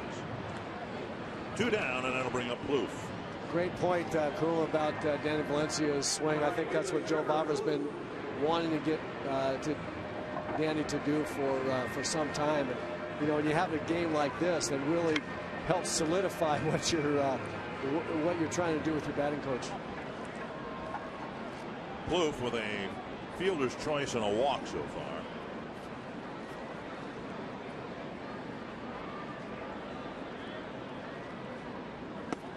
Low ball 1. This is a guy, Roy, with Adcock pitching. He's a little inconsistent with his motion. He's a lot different from his windup to his stretch in the way he coils his front leg when he picks it up. This is a guy, boy, you really sit on the inner third as a righty and just really wait for that pitch like Danny did last at bat and look to hit one in the seats. Swing and a miss, 1-1. There's a good example of what Ron Coomer's talking about right there. When you're 1-0 against a guy like this, I couldn't agree more. If I'm a right-hand hitter against him, I'm looking middle in and looking to drive one to left field, and I don't have to swing. 1 ball, no strikes. Coomer, you don't have to swing at that ball in the outside corner like that. That's a 2-strike swing, not a 1-0 swing. 2-1. Yeah, I thought Danny had a great swing on the 3-1 pitch. He's going to make a mistake and come on the inner third. He's been inconsistent, and then when he gets behind, it looks like he just tries to get one over the plate, and that's when you can really take advantage of the young player.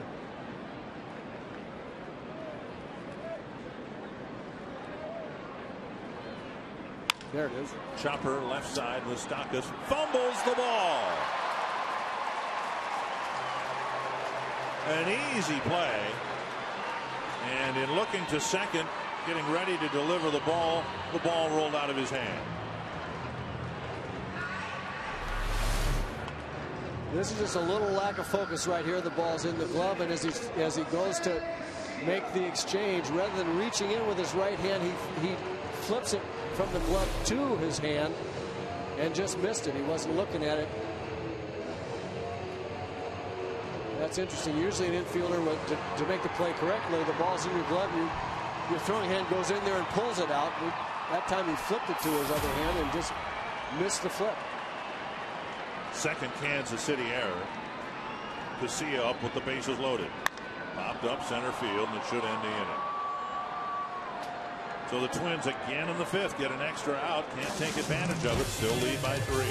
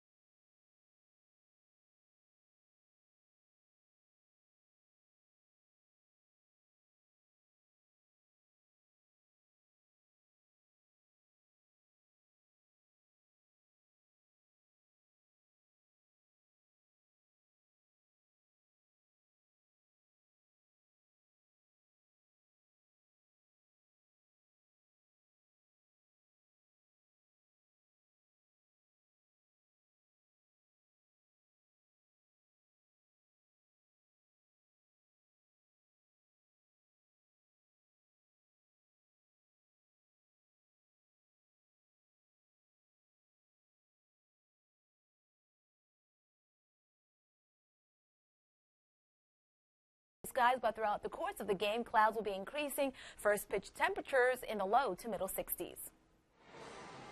You know, what kind of weather is that for Southern California? I can't claim it anymore. I haven't been there in well, we'll take this after what we had yesterday. Again, yesterday's game postponed. It'll be made up as a part of a split doubleheader in late June. The Twins desperately needing a win here today. Jason Marquis throwing to the Royals here in the 6th, starting with Alex Gordon. Pitch is up, ball 1. Gordon with a bouncer to second, and then he started a 2-run Kansas City 4th inning with a leadoff double.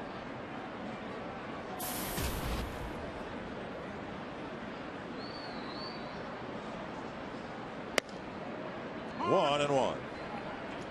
You were saying Friday off the air, I think, that you look at Gordon's swing and it reminds you an awful lot of George Brett's, and of course those comparisons were there when they drafted Gordon #1 a few years ago. He does have a lot of George Brett in him. Yet to become the hitter that George was. I played against George our whole careers. He was one of the best I ever saw. I just think he's a true Hall of Fame player. This guy trying to get there. 2-1. To center, hit right at Span, it appears. One away. Next home game Monday, May 7th. The Angels again coming to Target Field.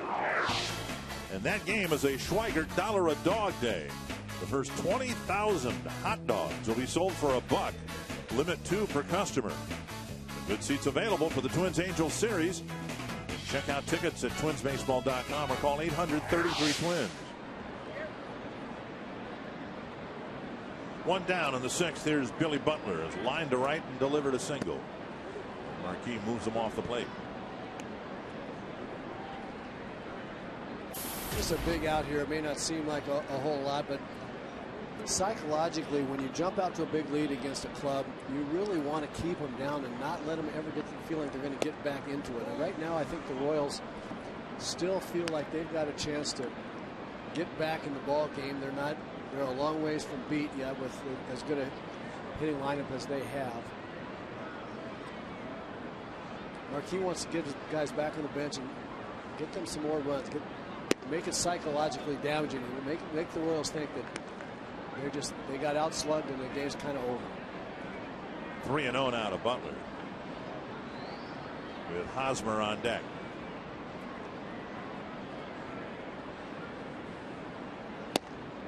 Shaving the corner in retrospect now. How big was the throw out of Frank Brewer at third base in the middle of that 4th inning? We've talked about innings kind of getting away from Twins starters.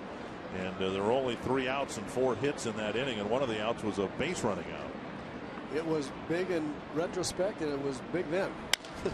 Span hustling in. He's got to play it on a hop. The ball hit off the end of the bat, and Span didn't get a real good break on it. You know, that will fool an outfielder more than anything else, is a big, strong hitter taking a big swing and hitting off the end of the bat. You just expect the ball is hit harder than it is, and Denard so able to close on the ball. Watch this. There's a little breaking ball, hits off the end of that big swing off the end. Denard goes sideways first and just can't quite get there. He's one of the best I've seen at being able to close on the ball. As you know, Dick, he just doesn't look like he's going to get there, and then he can close and get to it, but not that one. And it's always on those ones off the end of the bat that fool the center fielder. Ball 1 to Hosmer, who's hit 2 ground balls to KCA. And again, Hosmer not swinging the bat real well. Here's where you want to punish a guy. You have to know who's swinging the bat well and who's not. And when you're not, this is where you need the 4-6-3 right here. Good try, trying to sink the ball outside. He rolled over on one last time, and they just missed the double play. That's what they want to do again here. Brian Dunsing warming up. Just 77 pitches for Marquis. But he's had a tough time with Moustakas, who might be hitting yet later this inning with men on base. Fouled away by Hosmer. Yeah, I think Brian Dunsing is warming up for Moustakas as a bat. That'd be my guess.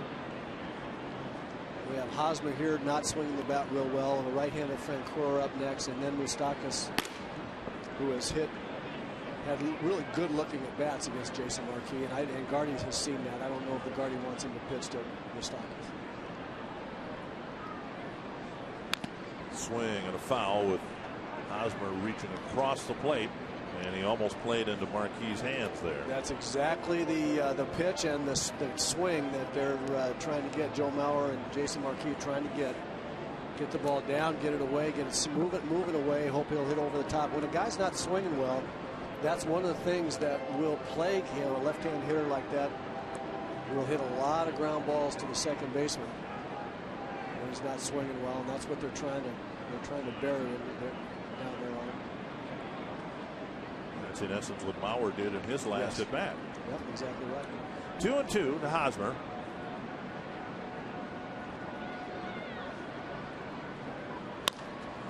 KCA to Carroll, double play. So they finally got on the 6th pitch of the at bat what they were hoping to get all along, a ground ball double play.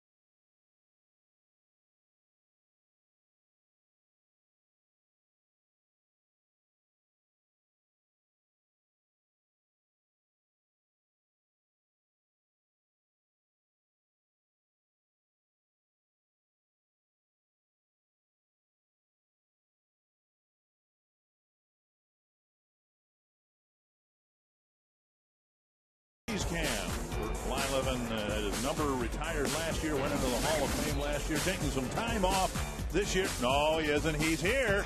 He's checking on me. Yeah, that's Burt there on the left, we believe. Maybe not. Looks like it to me. Ross Rude, Coors Light Freeze Can. Well, the Twins will head out on the road. Roy Smalley will be on the road trip telecast, 3 in Anaheim, 3 in Seattle, and then Burt will rejoin the broadcast team. Tanned, rested, and ready.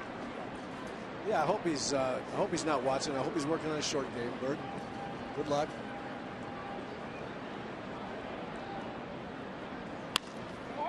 Span down the line. He'll have a base hit. Just a single with the Royals shading him so severely toward left field. He's aboard with his first hit of the game. He had kind of a frustrating day here today. He hit a little chip shot down the line. Gordon made a sliding catch, and then he hit the stuffing out of the ball right to the first baseman in the 4th. You know, he's got a couple Adam balls coming to him. He started the season off with a pretty good number of doinks out there in the outfield, and those catch up with you every once in a while. You're going to hit some Adam balls too, but he really looks like he's swinging the bat well. There's going to be a lot of hits that continue to come from Denard Span. And we'll see what Carroll does here. He might bunt. Span might steal. They may put on a hit and run. A lot of different options here. And Carroll pulled the bat back, I think, and he took ball 1.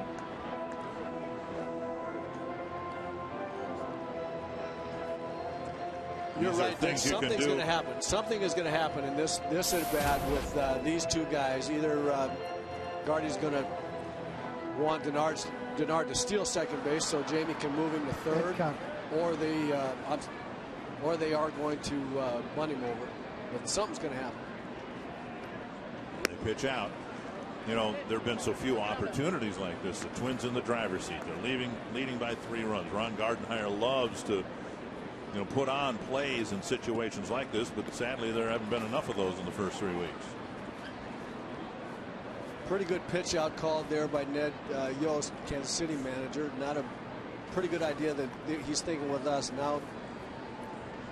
Now Gardy's got some options to turn Denard loose. And now it's 3-0 to Carroll. He's already walked once in the ball game in his last at bat. Singled and scored in the first. He'll take this pitch and it'll either be ball 4 first and second, or it'll be 3-1 where it'll be another beautiful time to start the runner. 3-1. Carroll doesn't swing at bad balls, so we're going to see something on 3-1 here if he can throw a strike. And he does. Adcock came into the game to wrap up the 3rd inning. He's pitched a scoreless 4th and 5th, and in the process has left the bases full in the 5th.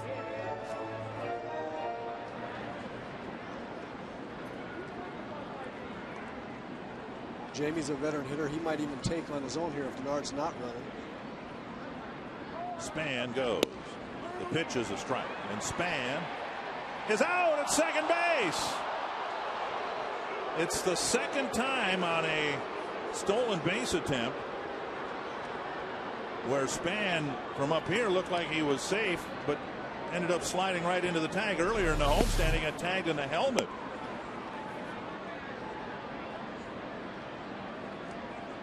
Looked like the throw. The tag right on the thigh. Yeah, it looks like he caught it right on his leg. That was a nice play by Escobar. Good throw. And a grounder to short. Escobar watches it into the glove. 2 down.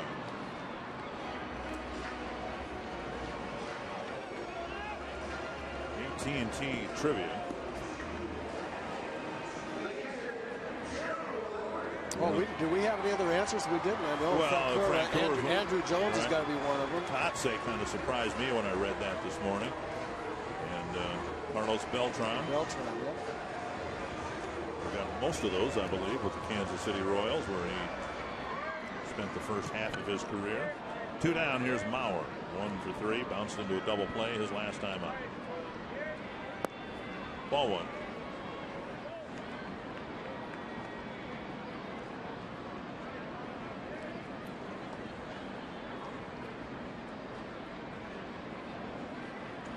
He has pitched through 6 innings, and apparently his day is done. Mauer takes low, 2-0. Well, just think how quickly that inning turned around. It was Span at first. Jared Burton warming up in the Twins pen. Span at first, 3-0 to Carroll. And in the span of 3 pitches, Span was thrown out trying to steal, and Carroll bounced out. And just like that, base is empty, 2 away. And Mauer takes a strike. Yeah, I don't quite understand the 3-1 take there by Jamie.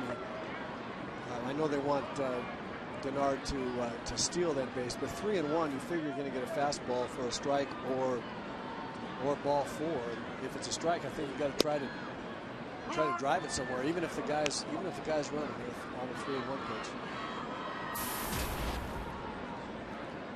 But it could be that Gardy really thought that Denard could steal off of Adcock here and wanted Jamie to take it. But most times, when you get a steal sign, 3-1, you're the hitter. If you get something in there, you can drive it. Mauer protecting the plate, flips it foul.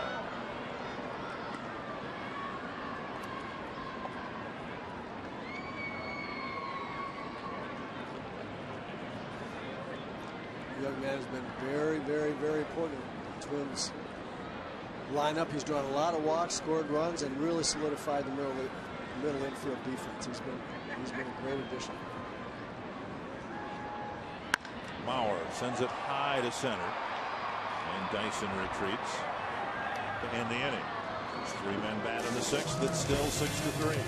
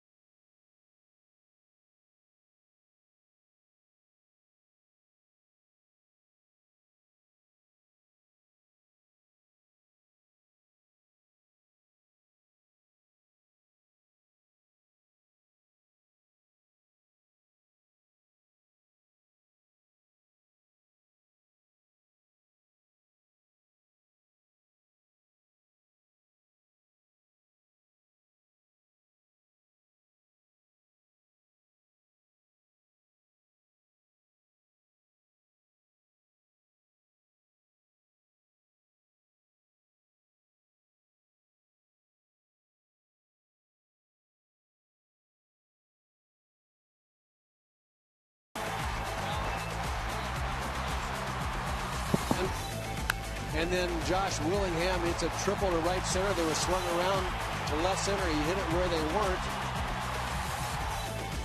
Danny Valencia drilled one through the left side to score Willingham, and then Moustakas off Jason Marquis way back to right field. Danny Valencia up again and smokes one to left center. This will be off the wall. Dyson can't get it. Danny Valencia with the triple to knock in Willingham. And there you have it. We're in the top of the 7th with the Minnesota Twins up 6-3. And a quality start for Jason Marquis. He comes out of the ball game. And Jared Burton comes in. Burton coming in for the 10th time. 8 innings, just 3 hits, a couple of home runs, accounting for the relatively high ERA when you give up just 3 hits in 8 innings, a couple of home runs. Opponents are batting just 111 against him. Really like this guy's arm. Jared Burton throws hard. He's got a good hard slider. And you're right, Dick, with the exception of those 2 home runs, he really has punished hitters. He'll hope to punish Francoeur. First pitch fouled back. Francoeur with a bouncer to short and then a single, and his being thrown out at third base by Denard Span might turn out to be the pivotal out of the game. The Royals in the 4th inning did score twice, but they got 4 hits, and Marquis retired just 2 batters that inning.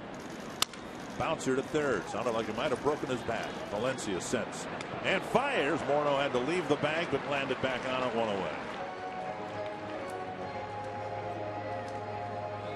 If you're hitting the road, you can take the Twins with you. Subscribe to MLB.tv and see every Twins out-of-market game live online and on your favorite devices in HD quality. Visit twinsbaseball.com to order and get more details. MLB.tv, baseball everywhere. Home territory blackout restrictions apply. Moustakas with a long home run and an RBI single. And Burton giving him a little bit of a different look, and he gets ahead of him. 1 strike. Moustakas didn't hit the ball as well as Hosmer did last year when they both broke through to the big leagues. But now so far this year, Moustakas is off to a better start than Hosmer is. But if you want to make comparisons and say that they're Kansas City's equivalent to Herbeck and Gaetti back in the early 80s, we'll let you do that until it's proven otherwise. And those guys back in their day, too, early on in their careers, very streaky hitters. Early in their careers, they were, especially Gary. Herbeck, when he came up, he could. When we moved into the Dome in '82, and his first couple of years, he really got down the first baseline pretty well, and for a big guy, he used to bounce balls to the shortstop hole and beat him out. He kept his average up, a little bit more consistent. 2 strikes to Moustakas. These guys are going to be good players, good hitters. You know, so much has been made of the dimensions here, the ball carrying here, and how the Metrodome was much more of a home run hitter's ballpark. But no one seems to allow for the fact that the dirt in front of home plate here is so much softer than it was at the Metrodome. I think we saw it when Mauer bounced into the double play. He hit it right in front of the plate. Now at the Dome, that was a high hopper someplace. Moustakas is hit by a pitch, and he'll take first base. But the ground here is so much softer. And how many of Kirby Puckett's hits did he get by pounding a chopper right in front of the plate? A lot of them. I don't know the answer, but it's a lot of them. You watch a 2-strike pitch coming up and in on Moustakas and just get part of his jersey there. Burton did not want to do that. Did not want to put him on via some balls are hit by pitch. That's for sure. Pena with a couple of ground ball outs, and Burton delivers up and away, ball 1.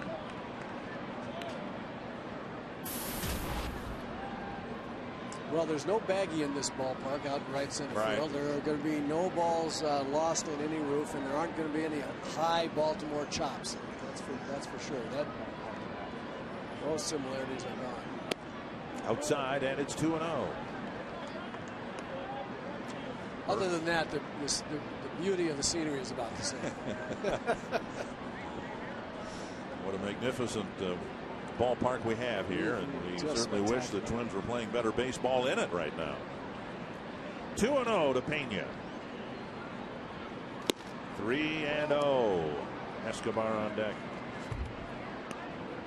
From what I've seen of Burton so far, this is his only real weakness. Every once in a while he'll go through some streaks where he just loses the command of the strike zone a little bit. He's got such good stuff. If he could when he consistently pounds the strike zone, he's going to be very, very good. And he misses 4 wide. Just his second walk allowed, but he also put Moustakas aboard with his second hit batter. And Rick Anderson's going to come out and say his piece and figure out what in the world's going on here. Tying run comes to the plate now. Escobar with 1 man out. Burton with coming into this outing here today now. Just 5 batters reached among the 26 he's faced. 3 hits, 1 hit batter, 1 walk, 9 strikeouts. And he got a quick out of Francoeur. But now Moustakas and Pena are aboard without putting the ball in play.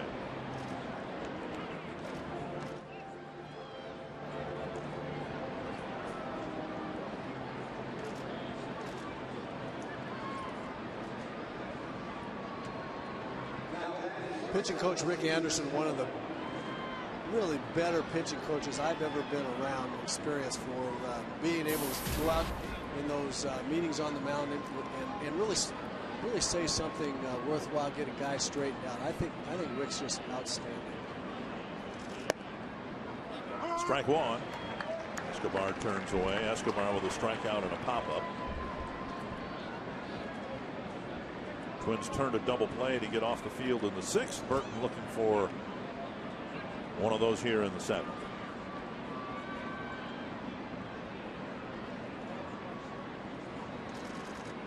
Fouled away, 2 strikes.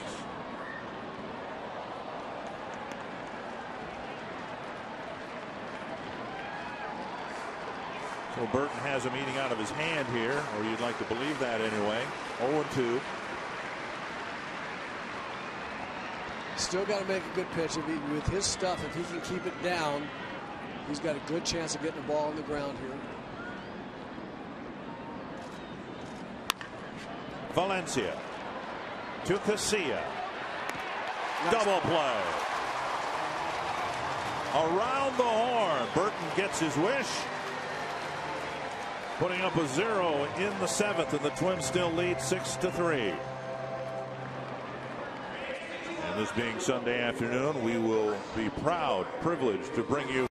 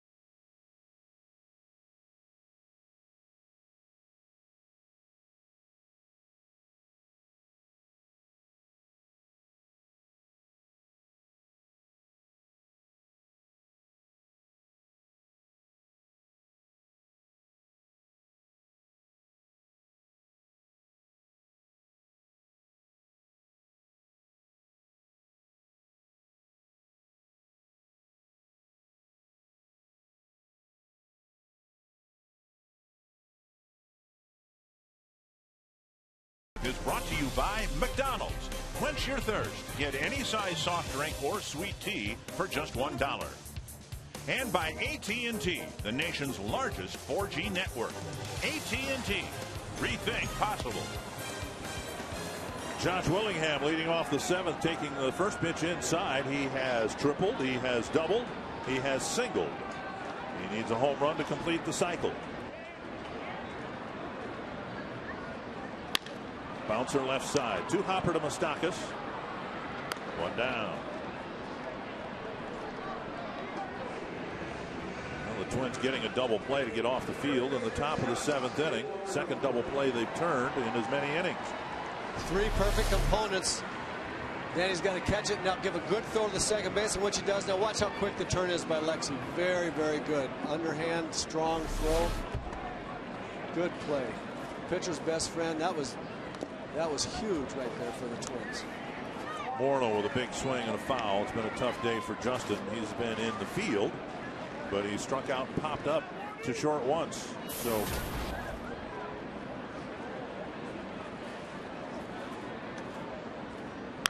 foul back, 2 strikes.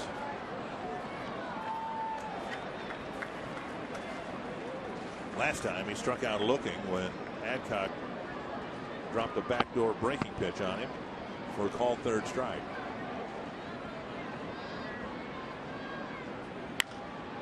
And he fights off a fastball. Still 0-2.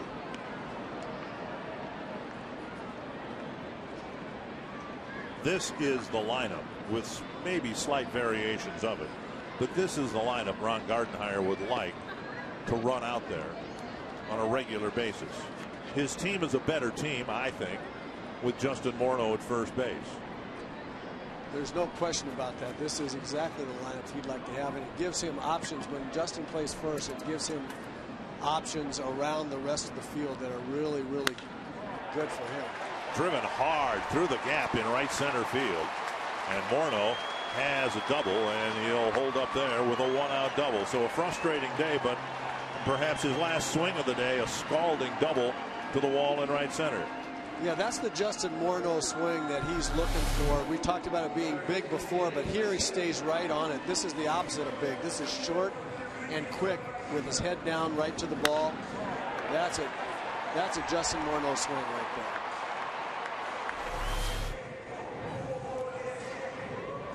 Valencia's got a 3-hit game. 2 singles, a triple, a run scored, 2 runs batted in. Squaring to bunt with Moustakas playing 3/4 of the way back on the infield dirt. Valencia takes high, ball 1. I hope Danny was just, I don't know, just wanting to look at a pitch more closely in a bunt stance or something. I mean, it's time to drive the run in here.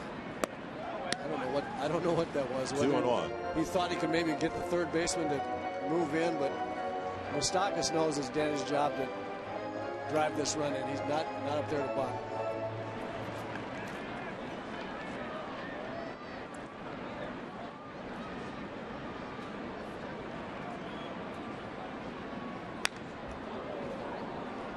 Foul back, got a pitch up and spun it to the screen. But that's the type of swing you'd want on 2-0, right? You want somebody to swing hard in case they hit it, right? Absolutely. You get a 2-0, you're ahead in the count. You're looking for a ball that you can drive it, and you're getting very specific. I want the ball belt high, inside middle, or whatever, wherever it is you like it. And if it's not there, you take it. Even if it's a strike, if it is there, you let it fly. 2-1. And a half swing, 2-2. I remember as a kid listening to Twins games on the radio or when they were on television. When the count came to 2-0 with Harmon at the plate, I think we all just paid a little closer attention because Harmon was one of the best of all time, but particularly when he had a favorable count, you almost sensed when something good was going to happen. 2-2.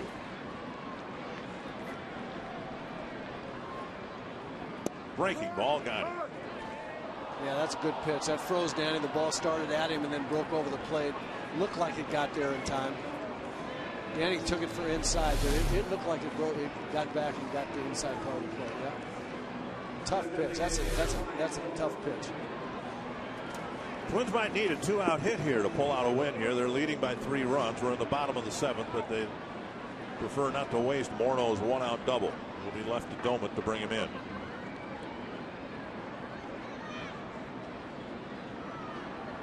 Way out in front. Indians beat the Angels 4-0, so I'm going to deduce that Albert Pujols is not homered yet. He, I'm guessing, did not hit one today. Pretty tough if you hit one they didn't count it. Yeah. The way he's going right now. Doman takes something away, ball 1. Yankees did beat the Tigers 6-2. Toronto 7-2 over the Mariners. Baltimore beat Oakland 5-2. The White Sox, without Paul Konerko, who was scratched with a stiff neck, they're leading Boston 3-1. 1-1 to Doman.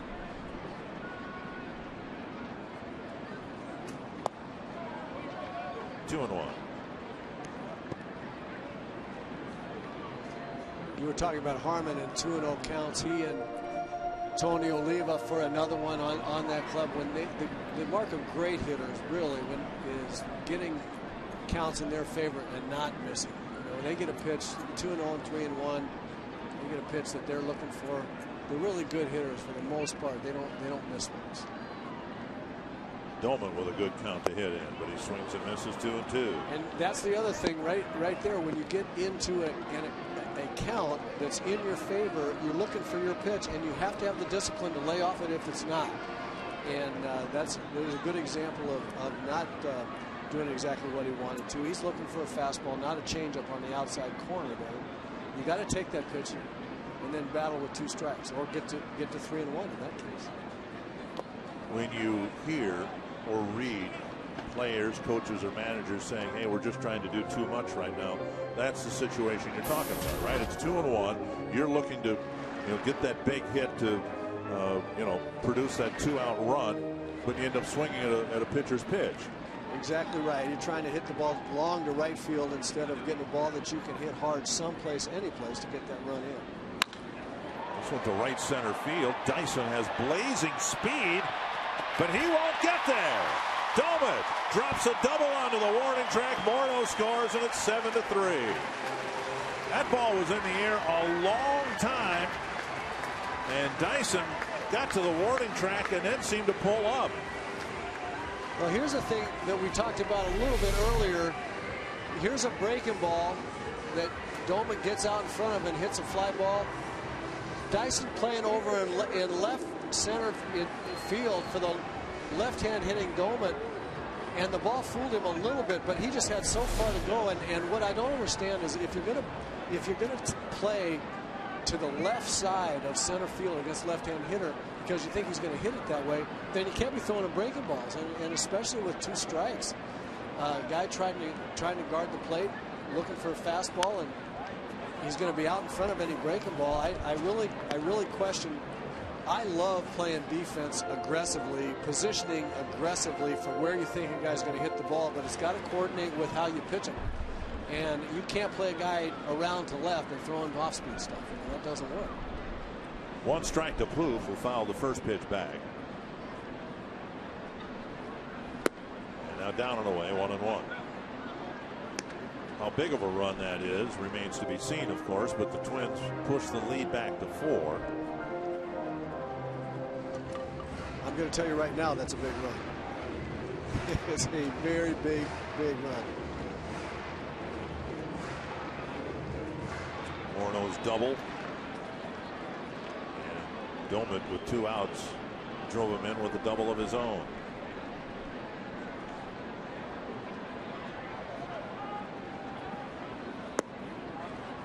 Two and 1. Here's where Ron Coomer was talking about a situation for Trevor Plouffe where you look for the ball inside, middle in, and really try to unload on one. He got it last time, hit over the top of it to the third baseman. See if he can square one up. Popped it up wide at first. Hosmer near the Twins dugout. Can't quite get there.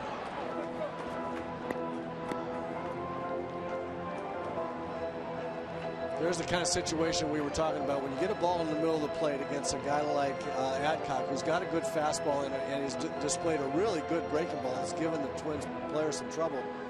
When you get a 2-1 count and you get that fastball in the middle of the plate, you really got to hit it. At this level, you really can't miss the pitches that are kind of considered cookies, where you get a fastball in the middle of the plate kind of as a gift. And now you got a battle. It's 2-2. You might throw anything. You have to protect against everything. And you really want that other one back.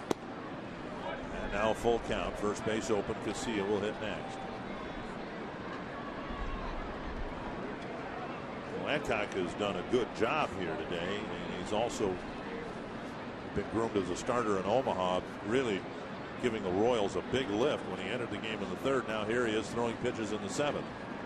And Plouffe takes a ball, third strike. Same pitch that rung up Valencia. And Adcock gives up a run in the seventh on a pair of doubles.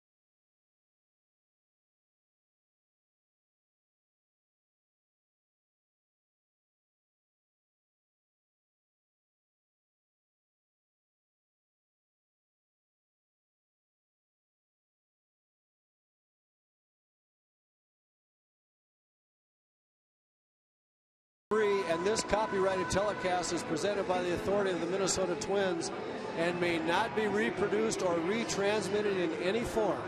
And the accounts and descriptions of this game may not be disseminated without the express written consent of Minnesota Twins, LLC. Well, Glenn Perkins has had an interesting homestand. The Friday morning was at home. And reversed field midway up a flight of stairs to turn the television off at home, and lost his balance and tumbled down the steps and got banged up pretty good. Now, if you've been around very long at all, you've had something similar happen to you. What made it more difficult for Glenn, when I talked to him this morning, first pitch of the eighth inning, Dyson takes the ball. He's got hardwood steps. I mean, most of us have carpeted steps, and you've got the pad under the carpet and all that, and that's bad enough. But he tumbled down half a flight of hardwood steps.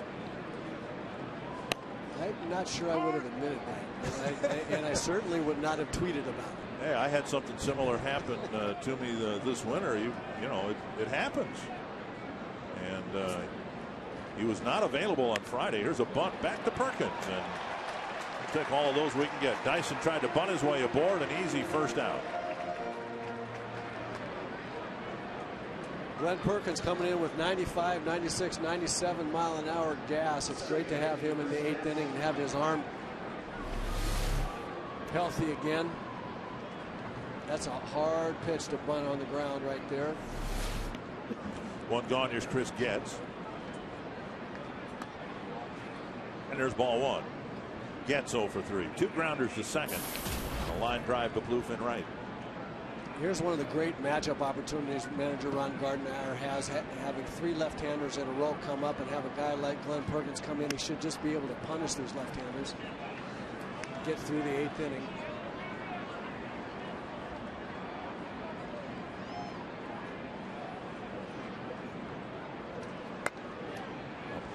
3-0.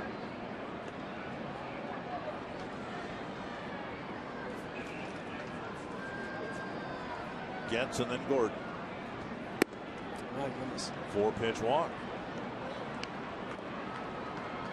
Not exactly what they had drawn up here when they started the 8th inning to walk the left-hander, have Perkins walk the left-hander. Now things get a little bit interesting. He's got to get back in the zone right away because he's got some thunder coming up. Coming up on Monday, May 7th, the first Wine, Women, and Baseball event this year. The night starts with a fun pregame hospitality event at the Graves 601 featuring wine tasting and other great ways to pamper yourself.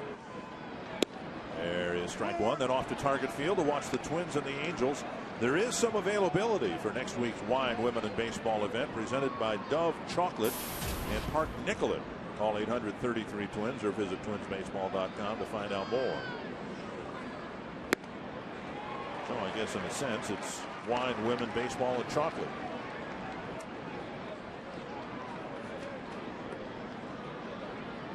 Two strikes to Alex Gordon. Gordon with a double and a run scored back in the 4th inning.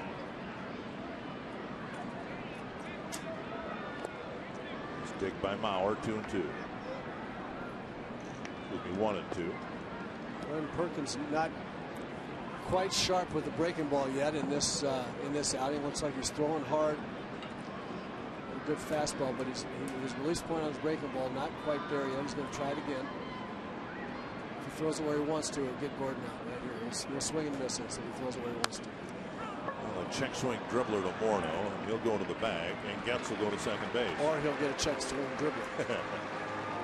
So 2 down, Getz at second, and that'll bring up Billy Butler. He did throw where he wanted to right there. Good hard breaking ball. After seeing that, you know, left-hander, when they see a guy throwing 95, they have to be in a bit of a hurry to get the big end of the bat to the 95-mile-an-hour fastball. And then we throw a hard slider. Look at this location. Hard. Looks like it's a low fastball, and then all of a sudden it starts breaking, and he's trying to hold up and can't do it.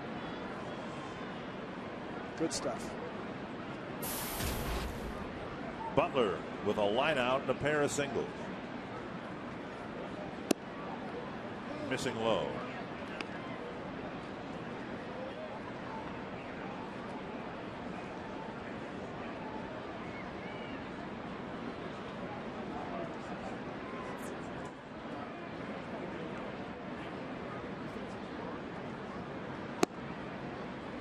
Called strike, 1-1.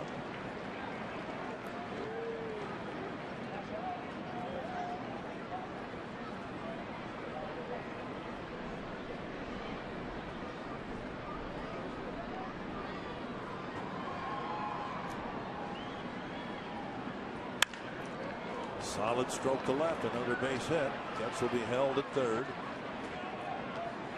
So a 2-out single will get Hosmer to the plate. Butler just that young such man, a good hitter. He can just flat hit. He really can. You know, it seems like he's been around forever. This is beautiful right here. His foot goes down, lands square. His hands come inside the ball. Doesn't swing off of it. Hits right back through it. He's just 26 years old. He's got over 2,600 at bats. Here's Hosmer. Ball one. Hosmer made a bid for a hit. KCA made a nice play going to his right in the second. Grounded again to KCA in the fourth, and then hit another ground ball to KCA, and the Twins second baseman started a 4-6-3 inning, ending double play in the sixth. Drops a breaking ball over, 1-1. Well, Burt calls this situation a time for a sac fly. Another 4-6-3 ground ball would be okay too.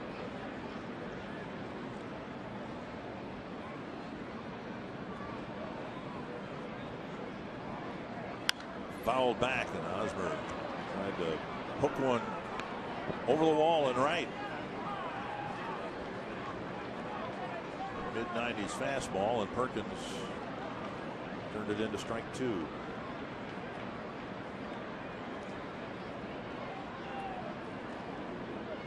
Gets it third, and across the way Butler at first. Breaking Ball on a tapper. Good pitch there and a good location. Hosmer spoiled that. That was an out pitch right there. That would get most guys. Good battle by Hosmer here. Again, right where you want that slider to be to a left-hander. He's got to protect that outside corner. Broke off the plate. That's an out pitch right there. Just spoiled it. Bauer slides to his left. Ball 2.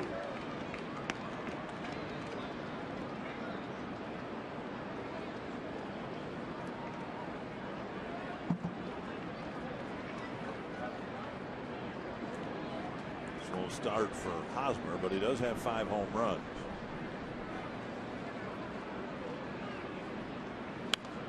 Got a hanging breaking ball and sent it back to the net. Might have gotten away with one there. Yeah, he did. You know, that's one of those. That's almost what we used to call and still do, I guess, a backup slider, where you see the spin coming out of his hand, you slow down a little bit because you think it's going to be slower and break over the plate, and then it just kind of stays spinning in there under your hands. It's almost like it backs up. Ooh. And Hosmer. Are they calling this a foul ball, or is Hosmer hit by the pitch? I haven't seen any designation from Larry Vanover that he'll be awarded first base. The ball hit the bat, and it may have also hit Hosmer's hand. At least I thought it hit the bat. Oh, got it right across the knuckles. Yep.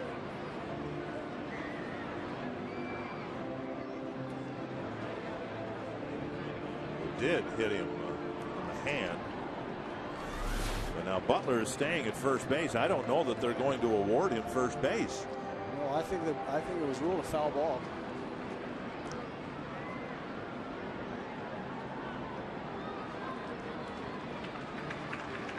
And Hosmer gets his bat back.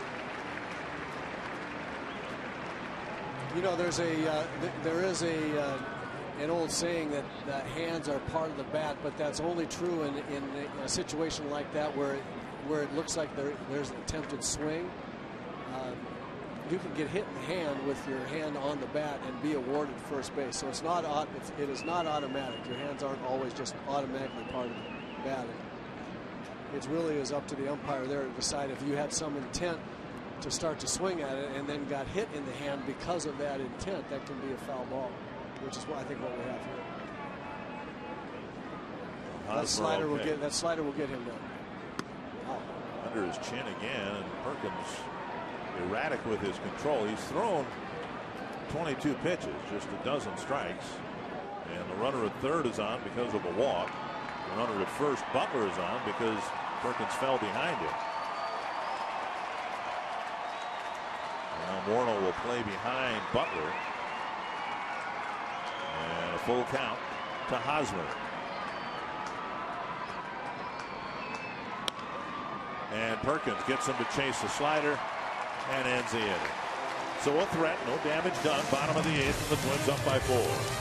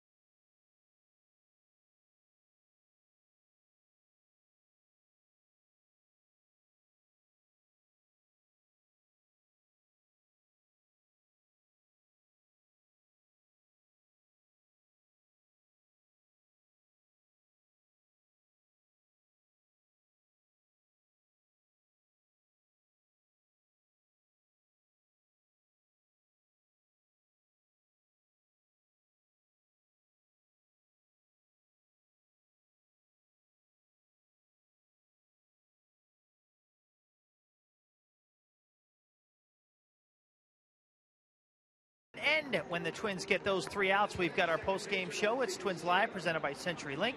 Among the issues we will discuss today from the ballgame is Josh Willingham and his big welcome back tonight. Josh Willingham just a home run away from the cycle, and he might have a chance to bat this inning. Guardy's post-game comments are coming your way, and outfield glove workers are instructional on the field. Immediately following the final out, our experts, Coomer, Blyleven, Smalley, and Laudner, and a lot of good stuff coming your way with the instructional tonight, guys.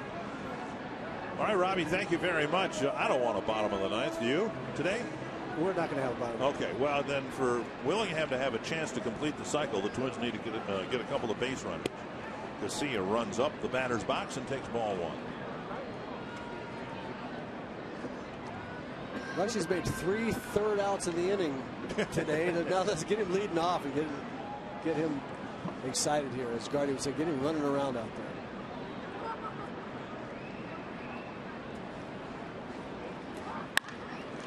Bouncer to second, easy play for Getz. 1 down.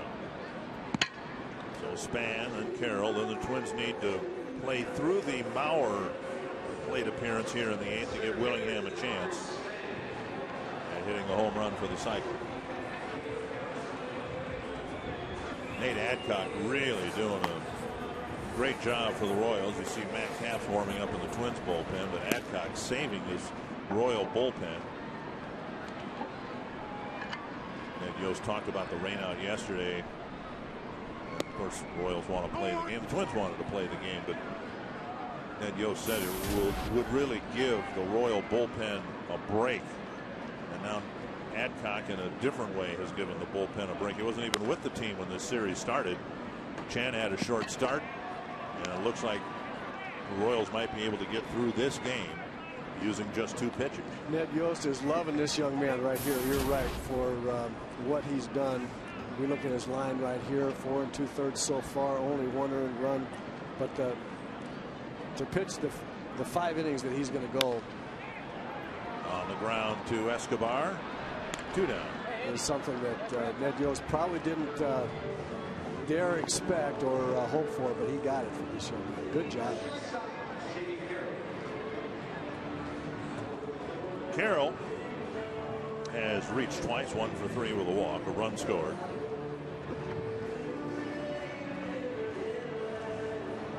We're about through the month of April, and not being a superstitious type, I'll go ahead and mention this. Carroll's committed 1 error. He's been there every day for the Twins, and he's only committed 1 error. He's made some spectacular plays, and the Twins will certainly take those.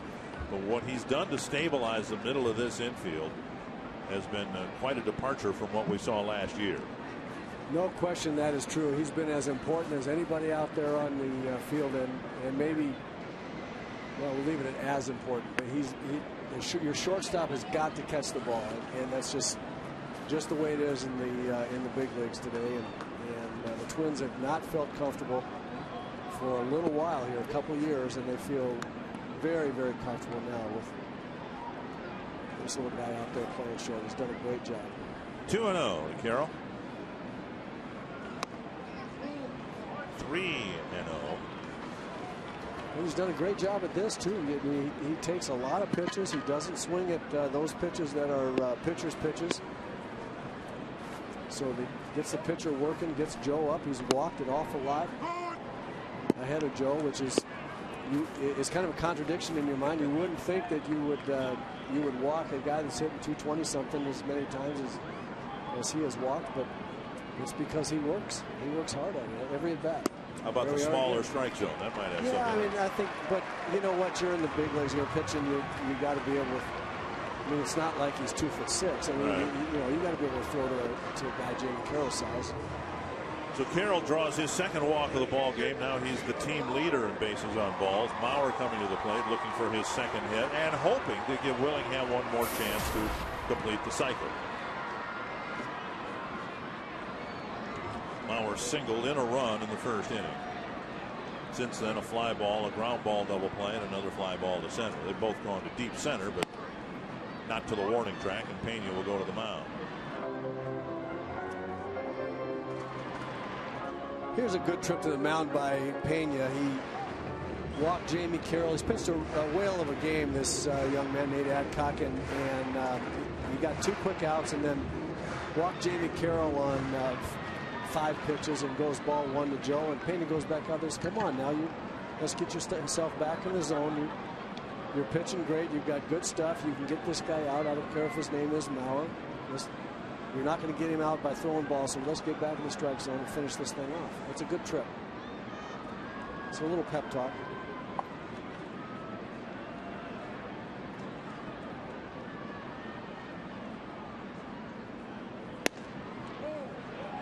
Just off the plate, ball 1.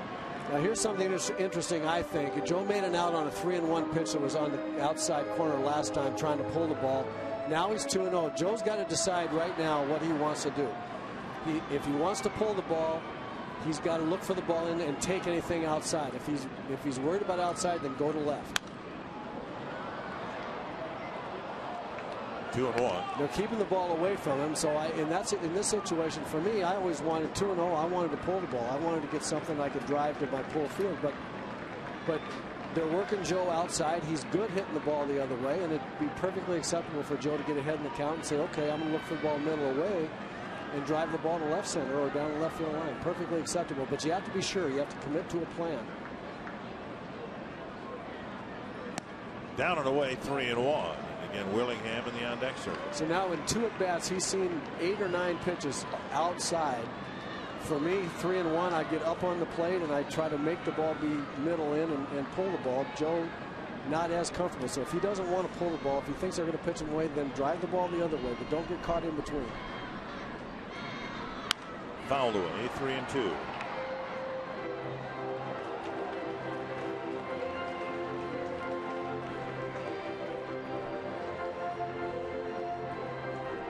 Coor in right field. He'll lead things off for the Royals.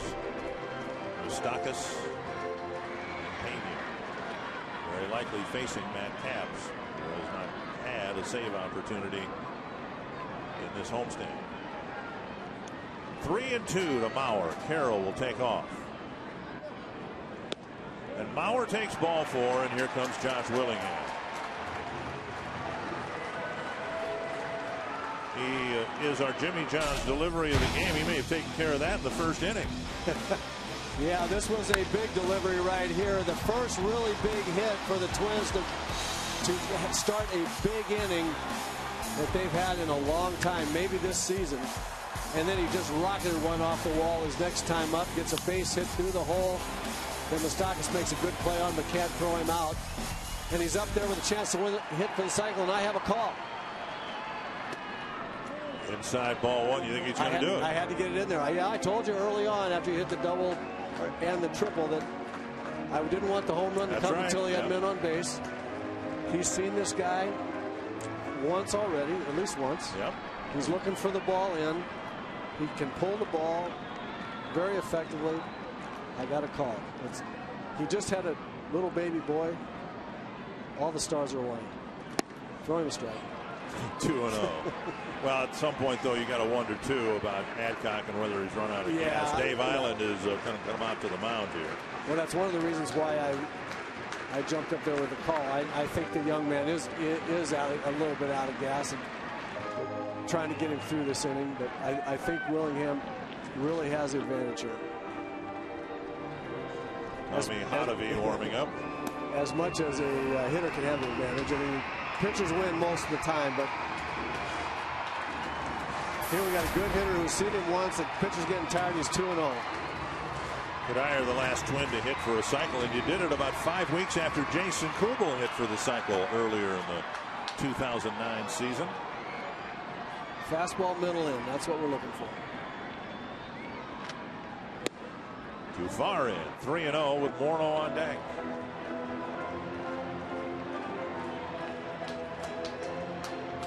I let him hit here. But then again, I've had a call on him. So. That's right.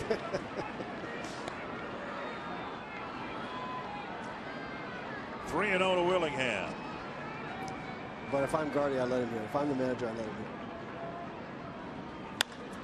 High to right field. He was green lighted and looked like he got one right down the middle, but missed it. Francoeur with the catch. The Twins leave a couple on. Matt Capps will come in with the Twins up by 4.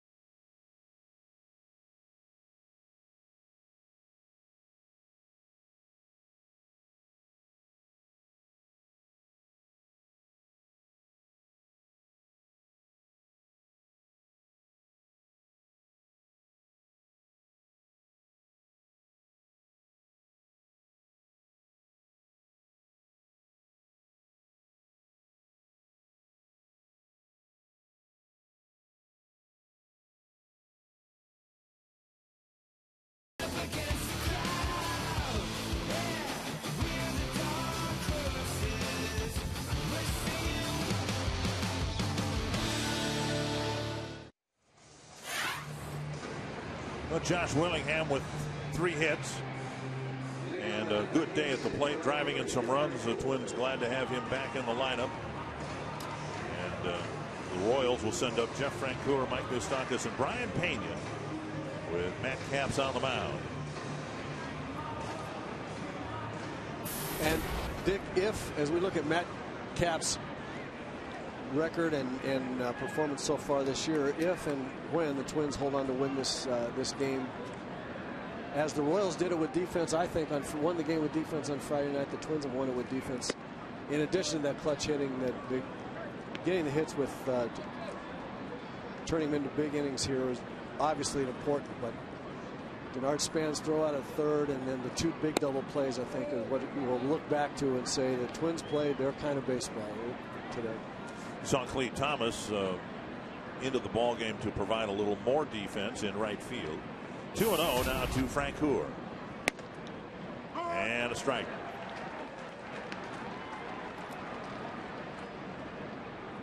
Francoeur 1 for 3, Moustakas 2 for 2, and Pena 0 for 2 on the day.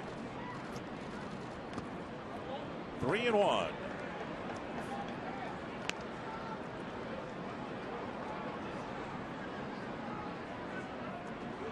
Capps has not had a save opportunity to protect.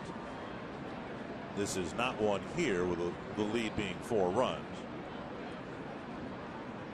But the Twins need Capps to get some work, and he issues a leadoff walk here in the ninth.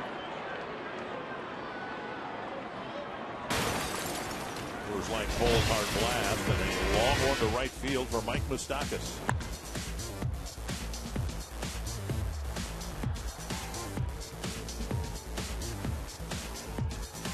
Home run came in the 2nd inning, got the Royals on the board. He also singled in a run in the 4th and was hit by a pitch in the 7th.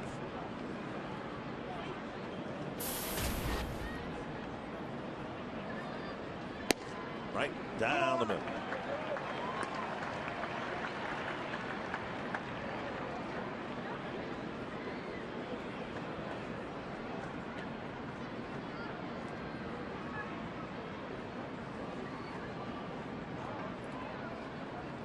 Check swing. Might have been the splitter. Yep, that was the pitch he's working on. He's to come up with a 3rd pitch to go with a fastball and slider. And I think it's real important for him to master that pitch. You need something off your fastball, I think, in this day and age to be a closer. Check swing, ball 2.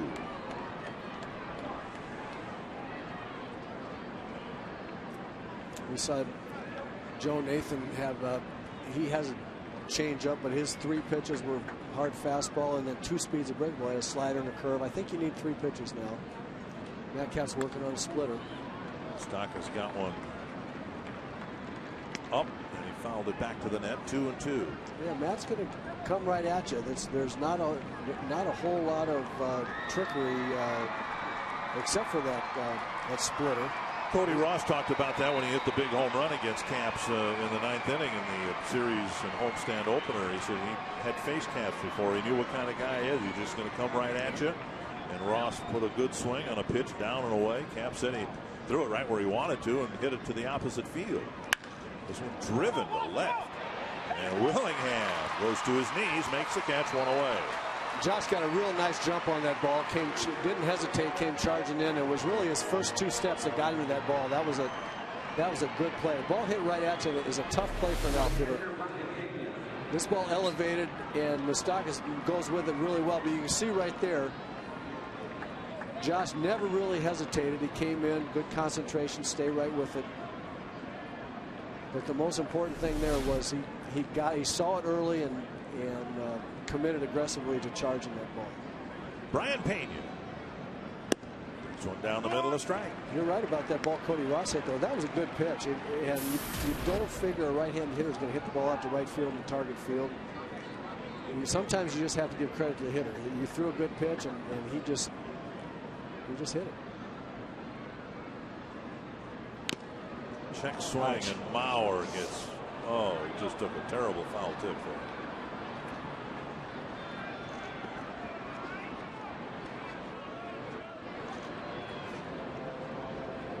A check swing. Right off the knee. Yeah, that got a lot of the top of his, I think the top of his leg, right above the knee. That jarred his knee pretty good right there.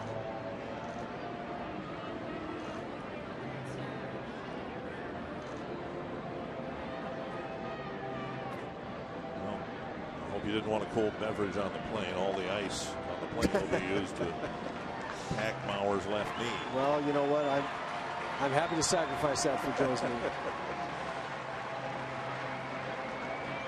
There's not a game that goes by, for me anyway, where it's not painfully evident why catchers don't win batting championships. Right. You know, whether it's a foul tip on the hand, on the shoulder, the kneecap, whatever.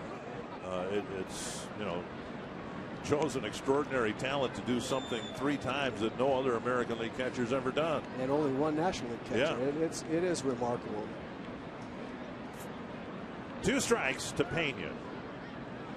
Joe said, throw him a changeup. Maybe he won't foul that so hard. Here comes a splitter. Let's watch it. Fouled away. Well, unless I saw it wrong, Pena, you know, there's a brotherhood there, catcher. And so what's Pena do to encourage Mauer? He taps him with his bat on the right shin guard. Yeah.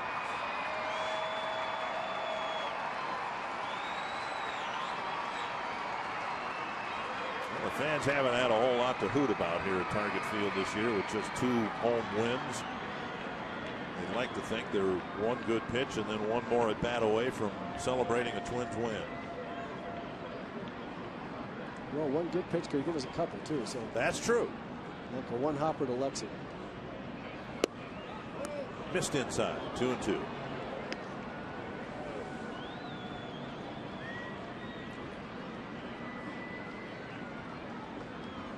So far on Matt's splitter, I've not seen the real good downward motion that he's going to get. It says he perfects the pitch. The speed is good. I think the difference between 92 fastball and 86 splitter is a good speed, but haven't really seen it move down in the zone like the really good ones have. Well, in fairness, he just picked the pitch up Right. in late February, early Exactly. March. Exactly, and you have to be fair. It's going to take him most of the first half of the season, at least, to get that to a point where it's doing what it will do. 1-2 to Pena, battling Caps here with a runner at first and 1 out.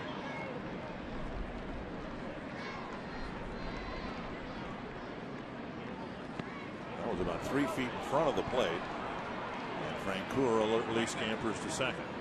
There won't be, in all likelihood, a game-ending double play here now.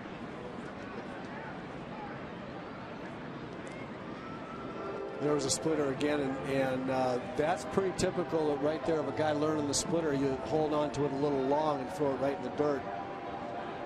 You know, splitter meaning he's holding the ball between the index finger and middle finger, really spread wide apart, and when you throw it hard with hard arm action, the way the spin comes out, it looks like a fastball, and then ideally we'll get right to the zone and dive under the bat of the hitter. It's a really effective pitch for the pitchers that have had great ones. A great equalizer.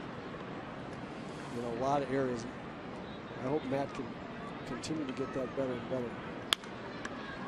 Speed pitch, flip foul. One thing we've seen with Caps, and it's not been a great start for him either, just very few swings and misses. And while he worked on the split finger changeup that he hopes will be a swing and a miss pitch, he's only picked up a couple of strikeouts this year. Well, it's a good observation, Dick, because that really is the reason to go to a split finger. I mean, that needs to be, a closer needs to have a swing and a miss pitch, and so far Matt hasn't got that. A splitter can be that pitch. Absolutely can, especially when a guy like Matt can come right at you with pretty good fastball. That splitter would be great if he can perfect it. That's a strike. Yep. Called third strike. He buzzed a fastball over the inside corner. Not a swing and a miss, but a called third strike for his third strikeout.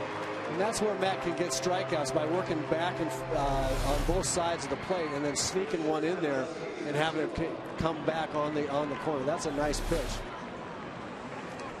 Here's Escobar with Francoeur at second. The Royals are down to their last out.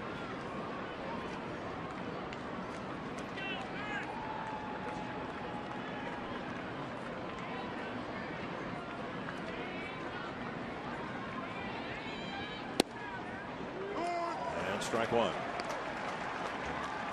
That's a good example of Matt Cap's strength, what he wants to do. I mean, 91-92 on the outside corner, that'll get most guys, but he can't throw it there all the time. Nobody can, and you have to be able to have another pitch that you can go to that can be a swing and a miss pitch. His slider really is not that, but the splitter could be. There's a slider there that's off the plate, 1-1.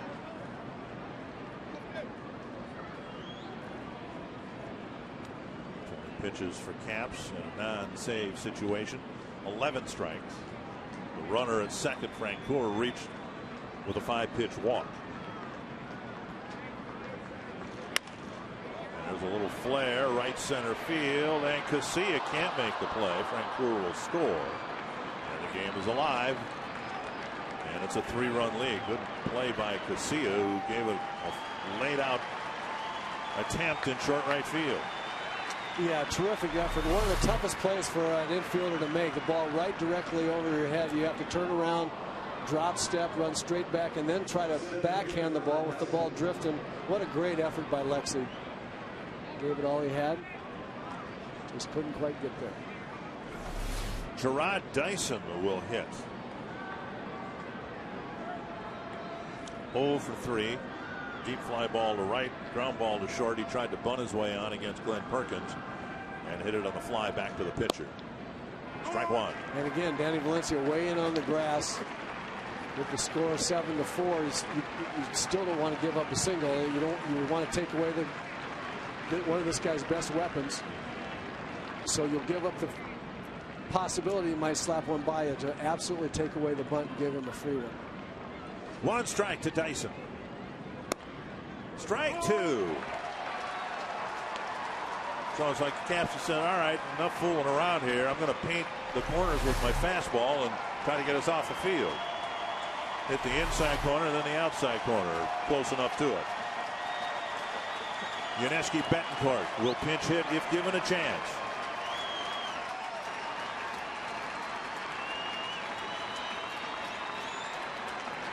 Runner goes, missing inside. Defensive indifference allowing Escobar to go to second base. Yep, they don't care about Escobar. They care about this hitter at the plate. This tying run is now on deck. They don't want the tying run to play. Kansas City's doing everything they can to get the tying run to the plate, and that's what Matt Capps and the Twins do not want to see. Get this guy right here. High hopper over the mound. Never get it. And KCA knocks it down. So Betancourt will come up with a chance to tie it up with one swing of the bat.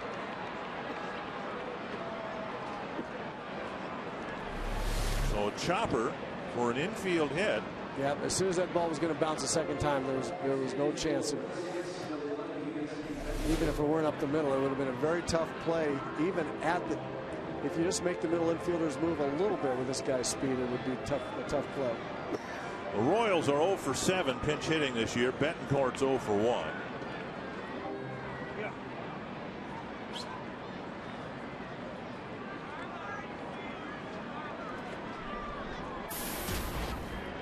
Betancourt on the season, a home run in 45 at bats, and that's what he's hoping to do here, to tie the game up with one swing of the bat.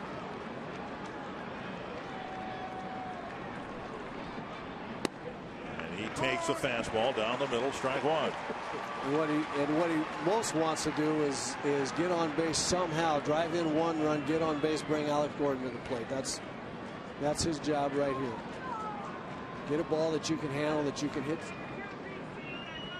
someplace, drive in a run, get the winning run to the plate, and Alex Gordon. 1-1. Betancourt's faced Caps 5 times, gotten a couple singles.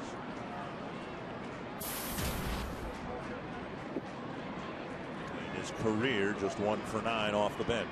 That's the guy the Twins want to leave in the on-deck circle, Alex Gordon. You bet.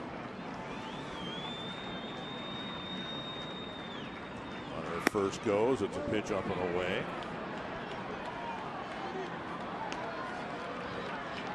I believe that'll be ruled defensive indifference as well. Well, they do give him a stolen base. All right.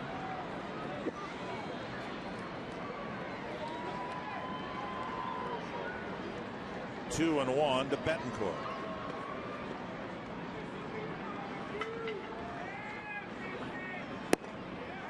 Called strike, and a big call by Larry Vanover.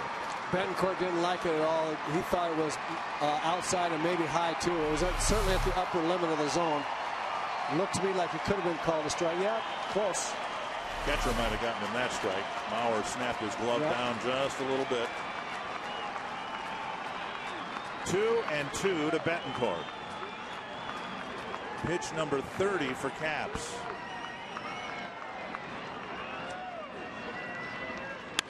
To left field, Willingham makes the grab. And the 3.5-hour flight to California just got a little shorter. Kevin Gorg, the Twins win the homestand and series finale, and the West Coast road trip will begin with the Twins having won here at Target Field. A little momentum. We'll preview that series in Los Angeles. Dick, we'll hear from the manager, Ron Gardenhire. A welcome back for Mr. Willingham. Kenny Valencia delivers, and an instructional puts you on the field to learn glove work from Ron Coomer.